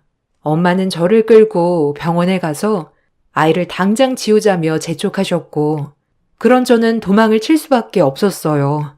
그렇게 도망을 가서 남자친구에게 얘기를 했습니다. 그렇게 믿고 사랑했지만 남자친구는 저의 임신 사실을 알고 난 후 많이 당황했죠. 처음엔 놀랐을 거라 생각하고 합리화했어요. 하지만 그것은 저의 헛된 희망이었습니다. 그렇게 사랑한다고 말하던 남자친구는 언제 그랬냐는 듯이 태도가 돌변했으니까요.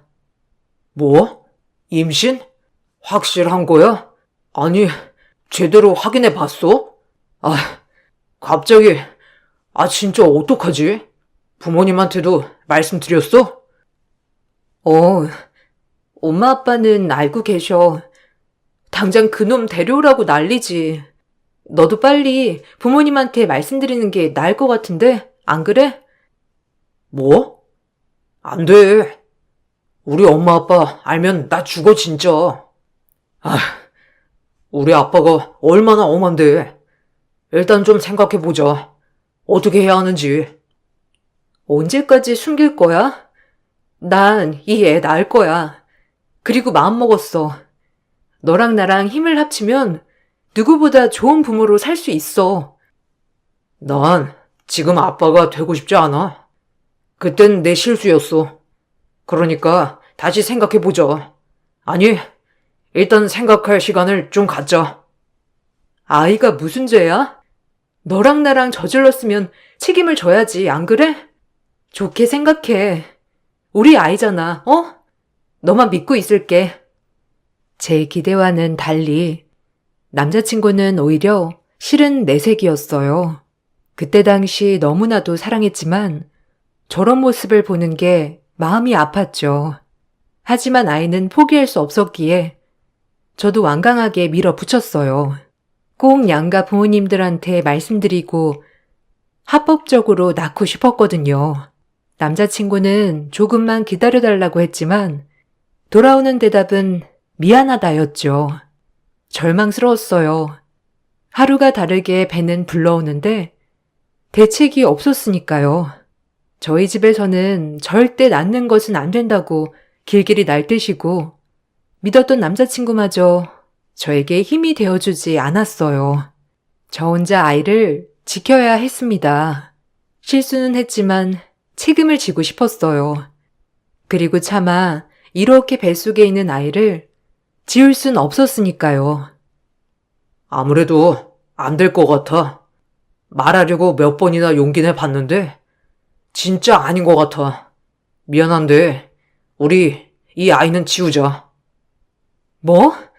고작 할 말이 그거야? 아이가 무슨 죄야? 너랑 나랑 잘못한 일을 왜 아이가 책임져야 해? 너 정말 너무한다. 생각 좀 해봐. 너 대학 안 갈 거야? 나중에 대학 가서 졸업하고 그때 애 낳아도 되잖아. 지금은 아닌 것 같아. 우리 아빠 엄마 나에 대한 기대가 얼마나 크신데 이렇게 실망시켜드릴 순 없어. 미안해. 더는 내가 어떻게든 마련해 볼게. 그러니 마음 돌려. 너 정말 책임감 없는 애구나. 난 절대 포기 못하니까 그런 줄 알아. 네가 말 못하면 내가 해. 두고 봐. 이 아이는 꼭 낳을 거야. 너무 실망스러운 그의 지우자는 말에 폭풍같이 눈물이 쏟아졌죠. 그리고 전 이대로 있다간 안 될 것 같은 생각에 남자친구의 집을 찾아갔어요. 네가 못하면 내가 말한다는 심정으로 말이죠. 그렇게 찾아간 남자친구의 집에선 청천벽력 같은 말을 들었습니다. 어머, 우리 규성이 친구라고? 그래, 네가 어쩐 일이니? 규성이 불려줄까? 여기 잠깐만 앉아 있으렴. 규성아, 친구 왔다. 나와 보렴. 야, 여기를 어디라고 와? 아, 나가. 나랑 얘기해. 엄마, 아무것도 아니에요. 빨리 나가. 제정신이야? 내가 얘기한다니까? 남자친구는 절 보자 사색이 되어 절 쫓아내려고 했어요. 너무 슬펐죠. 하지만 아이를 지켜야 했기에 강해질 수밖에 없었습니다. 전 저를 말리는 남자친구를 뒤로하고 남자친구의 아버님, 어머님에게 말을 했어요. 하지만 들려오는 대답은 처참했죠. 아니, 네가 말 못하는 거 내가 말할게. 어머님, 아버님, 놀라지 말고 들어주세요. 저 사실 규성이 아이 가졌습니다.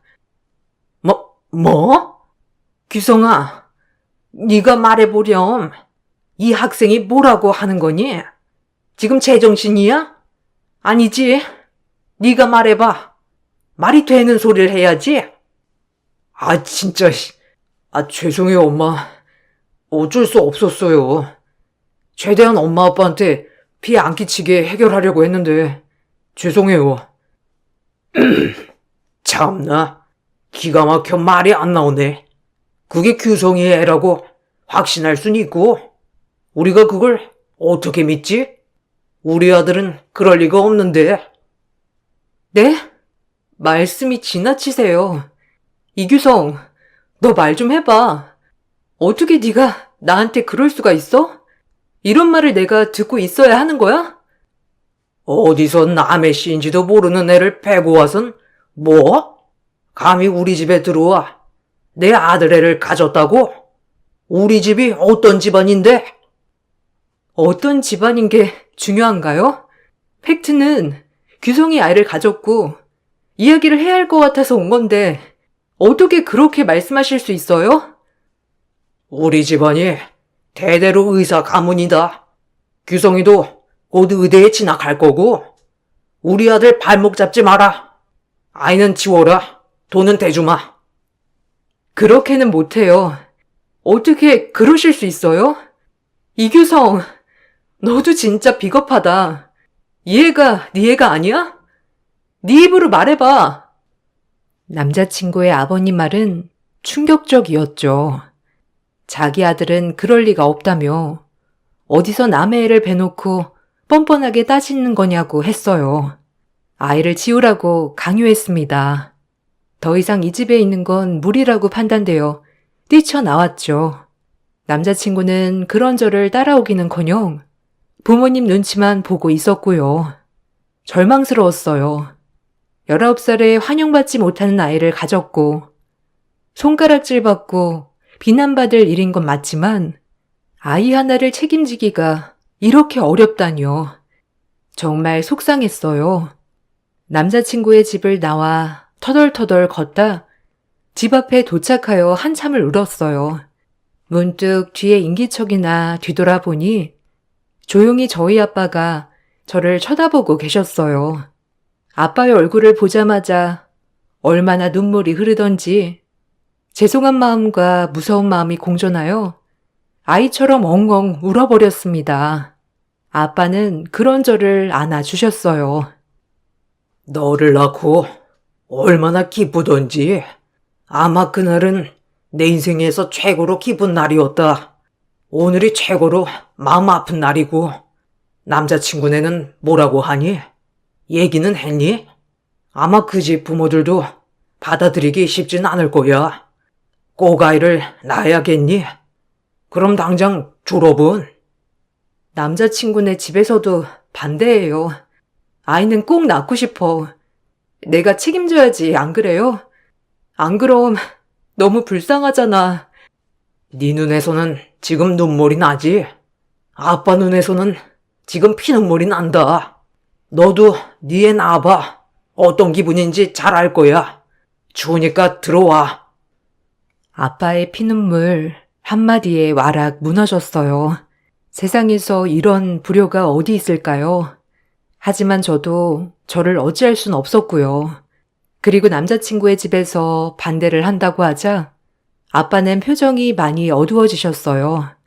하지만 저를 말릴 순 없었어요. 이미 아이를 책임지기로 한 이상 무조건 낳아야 했거든요. 다음날 아빠와 엄마는 외출을 다녀오신다고 하고 밖을 나갔습니다. 한참을 지나도 오시지 않자 걱정이 되던 참에 남자친구에게 전화가 오더군요. 남자친구의 입에서 나온 말은 가히 충격적이었어요. 혜미야, 여기 너희 엄마 아빠 와 계셔. 우리 집에. 얼른 와서 말려봐, 어? 아, 나도 진짜 모르겠다, 이제. 하여튼, 빨리 와. 무슨 소리야? 우리 아빠 엄마가 너희 집을 어떻게 알고 지금 오신 거야? 금방 갈게. 우리 아빠 엄마 좀 상처 안 받게 도와줘. 남자친구의 말에 헐레벌떡 남자친구의 집에 찾아갔어요. 그곳엔 고개를 숙이며 부탁을 하고 계신 아빠 엄마가 계셨어요. 그 모습을 보자 눈물이 앞을 가렸습니다. 평생을 남한테 아쉬운 소리 없이 살아가는 우리 엄마 아빠가 남한테, 그것도 저 때문에 고개를 숙이다니요. 그 자리에서 철버덕 주저앉아 엉엉 울어버렸죠. 하지만 남자친구 부모님의 반응이 더 대박이었어요. 제가 면목이 없네요. 이렇게 된 거 아드님과 저희 딸아이 아이 낳고 행복하게 살게 도와주면 어떨까요? 네? 미쳤어요? 우리 아들은 이제 의대에 들어가서 앞날이 창창한데 어디 앞날을 망치려 들어? 그리고 그 애가 우리 아들 애라는 게 확실해요? 그렇게는 못합니다. 아무리 이렇게 오셔서 사정해도 소용없어요. 그만 가세요. 나 원참. 여기 누구 없나? 저희 딸아이가 밤만 되면 울어요. 어미 된 도리로서 보고만 있을 수 없어서 이렇게 왔습니다. 애들 자립할 수 있게 도와줍시다. 네? 예, 말 좀 해봐. 너도 책임이 있잖니. 우리 혜미만 탓할 게 아니라 이 집 아드님도 같이 책임을 져야죠. 안 그러나요? 어머, 이 집 엄마 말하는 것 좀 봐. 아니, 까놓고 그렇게 몸을 굴리는데 우리 아들 내인 건 확실하고요? 벌써부터 발랑 까져가지고 말씀이 너무 심하시네요. 같이 자식 키우는 입장에서 꼭 이렇게 말씀을 하셔야겠어요? 아드님 책임도 있는 거 아닙니까? 아빠 엄마는 설득을 하려 하셨고 남자친구의 부모님은 콧방귀를 뀌시며 안 된다고 하였죠. 모욕적인 언사도 스스럼 없었고요. 그것을 보니 앞날에 희망이 부풀었던 게 와장창 깨지더군요. 저희 엄마 아빠의 모습을 보니 보고만 있을 순 없었어요. 그리고 제가 나서야 했습니다. 이제 애 아빠는 필요 없었어요. 우리 엄마 아빠를 지켜야 했으니까요. 눈물이 앞을 가렸죠. 엄마, 아빠, 가자. 여기서 이럴 필요 없어. 잘못은 우리가 했는데 왜 엄마 아빠가 이런 취급을 받고 있어? 아줌마, 아저씨, 잘 들으세요. 누구 애냐고요? 애 낳고 유전자 검사해요. 우리 엄마 아빠한테 모욕을 줘도 유분수지. 이규성, 너 그렇게 찌질한 애였냐? 내가 미쳤지. 아빠 없이도 잘 키울 거고요. 두고 보세요. 지금 받은 구료 절대 가만히 있지 않을 겁니다. 엄마, 아빠, 얼른 일어나. 가자니까. 그럼 그렇지. 어디 저런 내가 감히? 그래, 너 말 잘했다. 혼자 애를 낳아 키우던지 마음대로 하고 얼른 나가. 아줌마, 소금 뿌려요. 뭐? 우리 딸한테 당신 말 다 했어? 내가 우리 딸 봐서 참으려 했는데 병원장 집이면 다야? 내가 그 병원 다 소문내서 박살낼 줄 알아? 소문이 얼마나 무서운지 알지? 어디서 우리 딸을 그딴 식으로 대해? 너네 사람 잘못 봤어. 알겠어? 아이고, 무서워라. 어디 마음대로 해봐요. 나라 앞세워 팔자 고치려고 했다면 오산이야, 이 사람들아. 어딜 우리 집에 들어와? 아줌마, 아저씨, 그리고 너 두고 봐. 내가 용서하지 않을 거야. 지금 우리가 당한 모욕 다 갚아줄 거니까, 알겠어? 남자친구의 어머니가 저에게 소금을 뿌리려고 하자 엄마는 벌떡 일어나 따지기 시작했죠. 그리고 저희는 그 집을 나왔습니다. 부모님께 너무 죄송한 나머지 고개를 들 수가 없었어요. 그리고 그날 부모님의 뜨거운 눈물을 처음 봤어요. 얼마나 가슴이 아프던지. 그리고 전 학교를 반개월 남겨놓고 자퇴를 했습니다. 점점 배가 불러왔고 소문이 퍼질 대로 나서 다닐 수가 없었어요. 그리고 아이를 낳았습니다. 예쁜 딸아이였어요. 딸아이는 제 이름 강혜미에서 강씨를 따서 강유진이라고 지었습니다. 눈에 넣어도 아프지 않은 아이였어요. 모성애란 대단했죠. 그리고 내리사랑이라던가요. 부모님도 제 딸아이를 정말 예뻐해 주셨어요. 그리고 전 아이를 낳고 부모님의 도움으로 공부를 다시 시작할 수 있었습니다. 너무 감사했어요. 엄마와 아빠의 도움으로 공부에 틈틈이 전념할 수 있었으니까요. 네 삶 포기하지 마라. 엄마는 그거 하나뿐이야. 애 하나 바라보고 이렇게 사는 거 싫어. 힘이 닿는 데까지 도와줄 거니까 하고 싶은 공부도 하고 네가 하고 싶은 거 하고 살아. 엄마 아빠는 그뿐이야. 알겠니? 그러니까 지금부터가 시작이야. 엄마 고마워. 내가 죽을 때까지 엄마 아빠한테 이 빚을 갚으며 살 수 있을까? 나 정말 열심히 할게. 지켜봐 주세요. 우리는 혜미 너 믿는다. 그러니까 열심히 해. 유진은 걱정 말고 우리가 다 돌봐줄 거야. 너도 너 인생 살렴. 엄마 아빠의 권유로 검정고시도 봐서 합격하고 대학에 입학했습니다. 학창시절 공부를 곧잘 했던 저는 법학과에 진학했어요. 낮에는 학생, 밤에는 육아로 눈꽃을 새 없이 지냈죠. 생각보다 아이 키우는 일은 녹록지 않았습니다. 낮에는 엄마가 많이 도와주셨지만 밤에라도 저 혼자 애를 봐야 했죠. 시험 기간이라도 겹치려면 거의 밤을 새우다시피 살았어요. 그래도 덕분에 저는 늘 상위권 성적을 유지하였고 시험 3번 만에 40패스를 하였습니다. 검사가 되었죠. 제가 사실을 패스하던 날 아빠 엄마는 2번째로 뜨거운 눈물을 흘렸습니다. 그리고 제가 검사로 임용되던 날 우리 딸아이는 초등학교에 입학했죠. 행복했어요. 우리 혜미가 검사가 되다니 정말 수고 많았다, 혜미야. 엄마는 이제 여한이 없어. 유진아, 우리 엄마랑 같이 사진 찍을까? 우와, 엄마 축하해. 그럼 우리 엄마 이제 뒤입더 높은 사람 되는 거 맞지? 친구들한테 자랑할 거다. 우리 엄마 검사라고? 그럼 자랑해도 돼. 엄마 아빠 고마워요. 엄마 아빠 아니었으면 여기까지 오지 못했을 거야. 그리고 앞으로 더 효도할게요. 효도는 이걸로 충분해. 네가 행복하다면 엄마 아빠도 행복하니까. 아유, 기쁘다, 우리 딸. 검사가 되다니. 정말 대견해. 그렇게 제 인생 꽃길이 펼쳐졌습니다.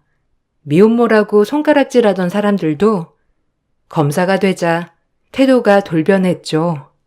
검사가 되니 제 딸아이도 미혼모의 딸이 아닌 엄마가 검사래라는 말을 듣고 있더군요. 이런 게 능력이구나라고 실감했습니다. 중간중간 아이 아빠에게 당했던 배신, 그 집의 분노가 치밀어 올랐지만 언젠간 꼭 대갚아주리라 생각하며 지냈어요. 그런 마음가짐 덕분에 이 자리까지 올 수 있었던 거죠. 전 그렇게 살아갔습니다. 아이는 아빠가 없었지만 할아버지 할머니의 사랑을 받고 제가 아낌없이 사랑을 준 덕분에 한부모 가정에 태어난 것이 믿기지 않을 만큼 밝게 자라주었어요. 그리고 저는 검사로 10년 재직을 하고 변호사의 길을 걷게 되었죠. 과거가 어둡다고는 상상도 못할 만큼 성공하였어요. 누구나 아는 대형 로펌의 변호사, 그리고 착하고 예쁘고 똑똑하게 자라주는 딸. 남부러울 거 없었죠. 열심히 일만 했습니다. 딸아이에게는 믿음직스러운 엄마가 되고 싶었고 부모님에게는 자랑스러운 딸이 되고 싶었어요. 그렇게 또 10년이 지나 딸아이는 대학도 가고 졸업도 하여 저를 쏙 빼닮아 로스쿨에 진학했죠. 너무 기뻤습니다. 그리고 무엇보다 저희 아빠 엄마도 기뻐하셨어요. 아유, 검사가 한 명도 나오기 힘든데 우리 소녀딸까지 로스쿨에 가다니. 아유, 엄마 닮아 아주 머리가 똑똑하다니까. 할아버지, 그럼 내가 누구 딸인데 우리 엄마 닮아 이렇게 똑똑하지 안 그래? 두고 봐. 엄마처럼 멋있는 사람 될 테니까. 아유, 난 이제 죽어도 여한이 없다, 혜미야. 넌 안몰래 흘린 눈물 얼마나 많겠어. 모든 게 다 보상되는 느낌이야. 정말 행복해.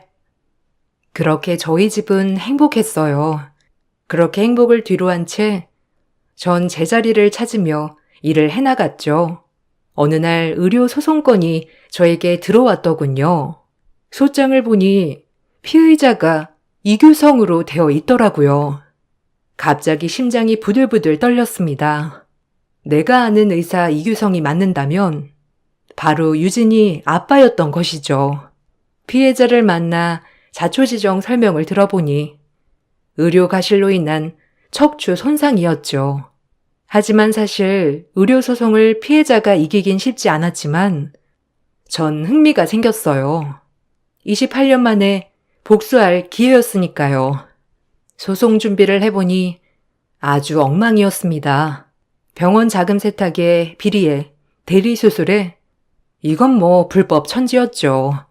일단 저는 의료가실에 초점을 두고 파내기 시작했어요. 그리고 코피 터지도록 열심히 준비했습니다. 워낙 허점에 명백한 의료가실이었기에 소송이 수월했어요. 그쪽에서도 만만치 않은 상대 변호사를 선임했지만 법조계 28년 된 베테랑인 절 이기긴 쉽지 않았으니까요. 그렇게 피의자를 마주하는 순간 절 보고 많이 놀란 눈치였습니다.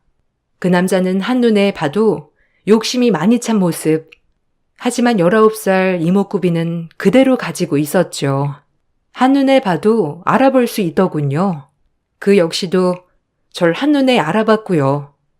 전 통쾌했어요. 아니, 어떻게 네가 여기를? 아니, 피해자 변호사가 너야? 네가 변호사가 된 거야? 말도 안 돼. 기막혀. 뭐가 말이 안 돼? 왜? 어디서 거지같이 살고 있을 줄 알았니? 거지 같은 건 너야. 지금 너 이게 뭐니? 형편없네 아주. 일부러 이 사건 맡은 거야? 혹시 날 계속 염탐하고 있었어? 유감이다 정말. 어디 가서 얘기 좀 하자. 묻고 싶은 말이 많아. 너랑 나랑 할 얘기가 남았나? 무슨 얘기? 넌 그냥 여기서 이제 면허 정지가 된다는 거야. 아님 취소려나? 두고 봐. 너 꼴랑 의사로 해먹는 지금 그 짓 못하게 해줄게. 그리고 착각하지 마. 내가 널 왜 염탐하겠니? 뭐가 아쉬워서? 착각도 자유라더니. 나이가 먹더니 머리가 어떻게 된 거 아니야? 기대해.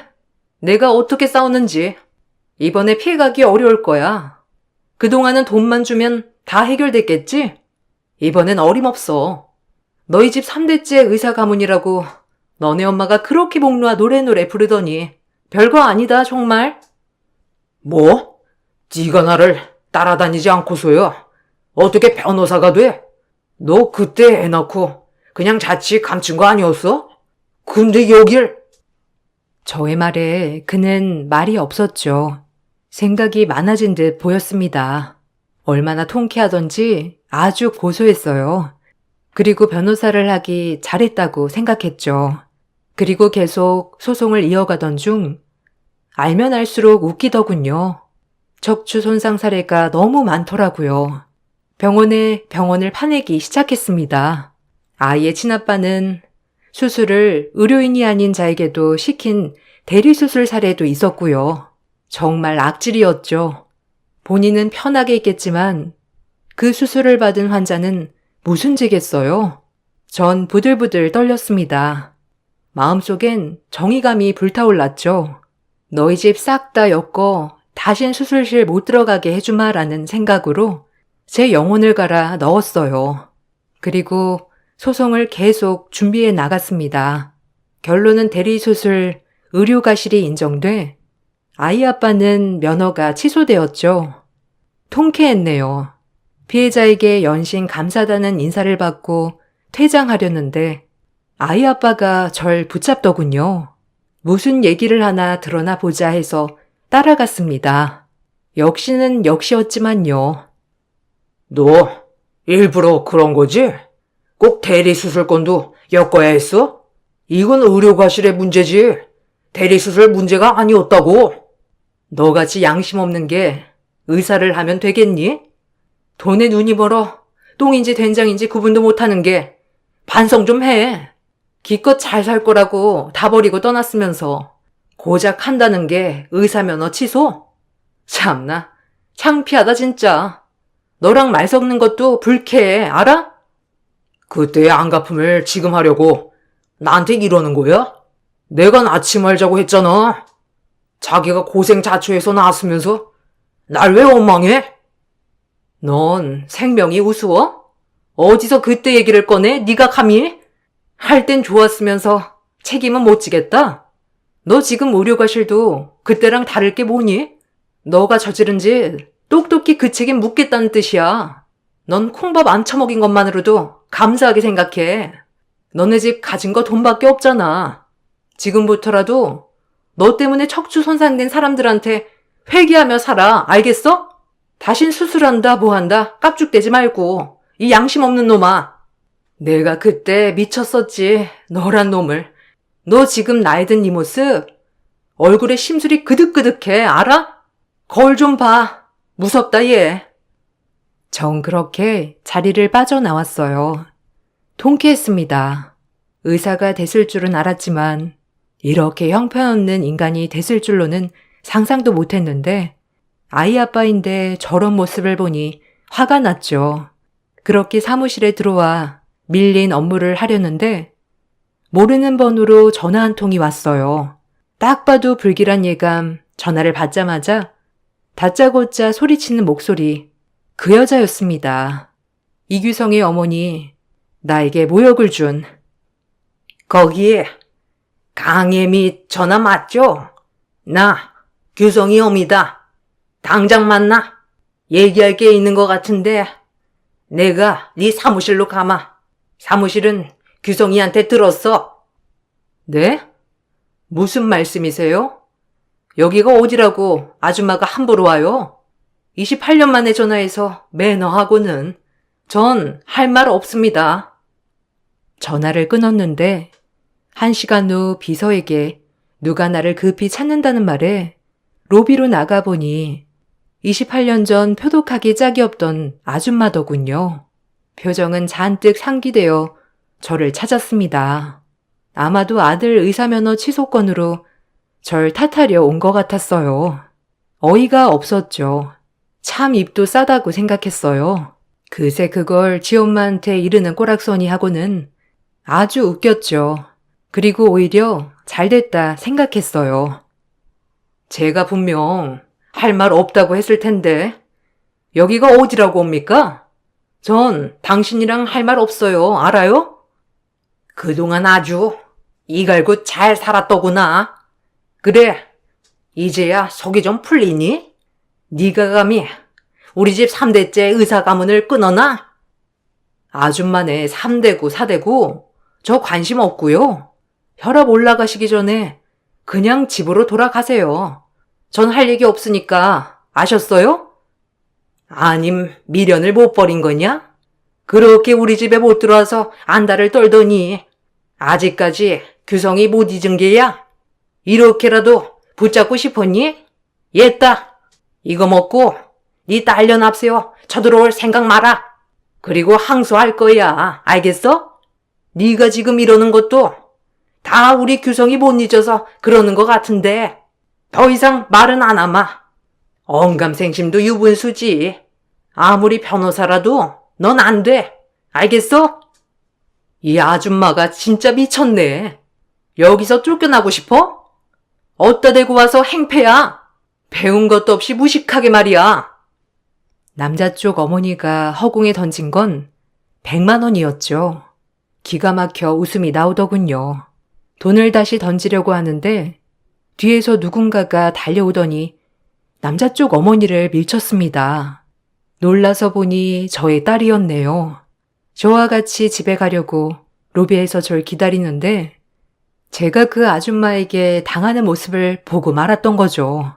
너무 놀란 딸을 진정시키려는데 똑똑한 딸은 모든 사태 파악이 된 듯 말을 이어나갔어요. 할머니, 미쳤어요? 어디다 대고 우리 엄마한테 돈을 드밀어? 당신이 그러고도 무사할 것 같아? 엄마, 이 아줌마가 그 내 친부 어머니야? 그럼 나한텐 할머니인가? 아주 웃기네. 우리 당신네들 다 잊고 살았어, 알아?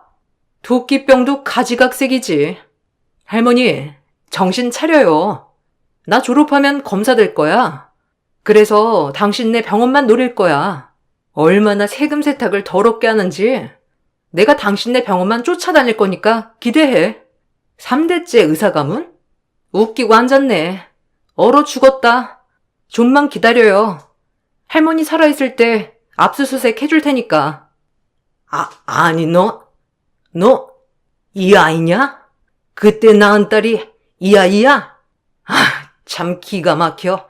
어쩜 표독스럽기도 짝이 없지. 표독이 뭔지 모르나 본데 1년만 기다려요. 할머니네 병원 징글징글하게 파줄 테니까 지금부터라도 깨끗이 살아요. 네? 지금부터라도 장부관리 잘해놔요. 얼마 안 남았으니까. 그리고 혈압관리 잘하시고요. 그때까지 살아있으려면 아셨죠? 딸은 검사가 되어 그 병원을 가만두지 않을 거라고 했어요. 그 어느 협박보다도 무서웠죠. 그리고 아이 할머니는 놀란 가슴 진정시키고 기사를 불러 자리를 떠났습니다. 어찌나 딸에게 미안하던지 이런 모습 보여서 창피하기도 했고요. 참았던 눈물이 났어요. 미안하다 유진아. 이런 모습 보여서 너희 아빠 참 좋은 사람이라고 내가 그렇게 귀에 박히게 말해줬는데 놀랐지? 아니, 알고 있었어. 이미 엄마가 나 19살에 낳았는데 이미 그것도 예상 못했을까봐? 고마워. 엄마 결정하기 쉽지 않았을 텐데 난 엄마 덕분에 이 자리에 있는 거나 마찬가지잖아. 그리고 꼭 검사 될 거야. 내가 저 집 부숴버릴 거야. 그러니까 지켜봐 엄마. 그런 말 하면 못 써. 넌 고운 생각만 하고 고운 말만 써. 알겠지? 엄마는 그래도 네가 이렇게 잘 자라줘서 너무 행복해. 그거면 됐어. 할머니 할아버지 건강하시고 너 이렇게 밝고 착하고 진짜 지금이 제일 행복하다 아주. 그러니까 좋은 생각만 해. 그렇게 그날 일이 해프닝처럼 지나갔고 아이 아빠는 항소를 했지만 패했어요. 그리고 벌금을 때려 맞았죠. 그리고 아이 할머니에게 무슨 소리를 들었는지 모르겠지만 저에게 한번 딸아이를 만나게 해달라고 하더군요. 저는 단칼에 거절했어요. 이제 와서 딸을 찾다니 어이가 없었죠. 그로부터 딸아이는 우수한 성적으로 검사가 되었습니다. 검사가 된 후 저와 마찬가지로 워커홀릭이 되더군요. 자랑스러웠어요. 그리고 딸이 저에게 말했습니다. 아주 멋있게 말이죠. 제가 봐도 정말 잘 키웠더라고요. 엄마, 나 내일 한국병원에 압수수색 가. 내가 말한 거 지켰지? 이제 엄마는 두고만 봐. 내가 어떻게 하나. 엄마 피눈물 났던 거 내가 다 보상해 줄게. 그러니까 발 뻗고 주무세요. 아셨죠? 나 키워줘서 너무 고맙고, 그때 나 포기하지 않아서 고마워요. 엄마가 없었으면 이 세상에 없었겠지? 항상 고맙고 사랑해. 그리고 지켜봐줘. 엄마처럼 멋진 검사가 될게. 딸은 그렇게 멋있는 검사의 길로 걸어갔습니다. 아이 아빠는 저에게 전화로 지금 너네가 우리 집안을 말아먹는다고 고래고래 소리를 질렀지만 뭐 어쩔 수 없었죠. 비리로 키워온 병원, 벌은 당연히 받아야죠. 안 그런가요? 전 그리고 일을 그만두고 쉬고 있어요.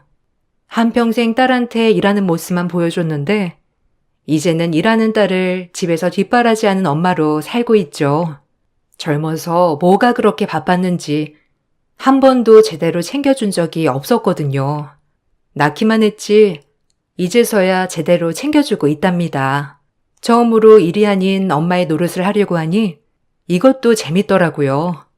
매일 아침 일어나서 밥도 차려주고 도시락도 싸주고 심심하면 여기 올라온 사연도 듣고 말이죠. 그때로 돌아간다고 해도 저는 제 딸을 낳아 예쁘게 키울 것 같아요. 제 인생의 최고의 보물, 그리고 무엇보다 바꿀 수 없는 내 소중한 목숨 같은 우리 딸이 옆에 있어 든든한 인생이랍니다. 저의 사연이 재밌으셨나요? 이렇게 제 이야기는 잘 해본 적이 없어서 쑥스럽네요. 읽어주셔서 감사합니다.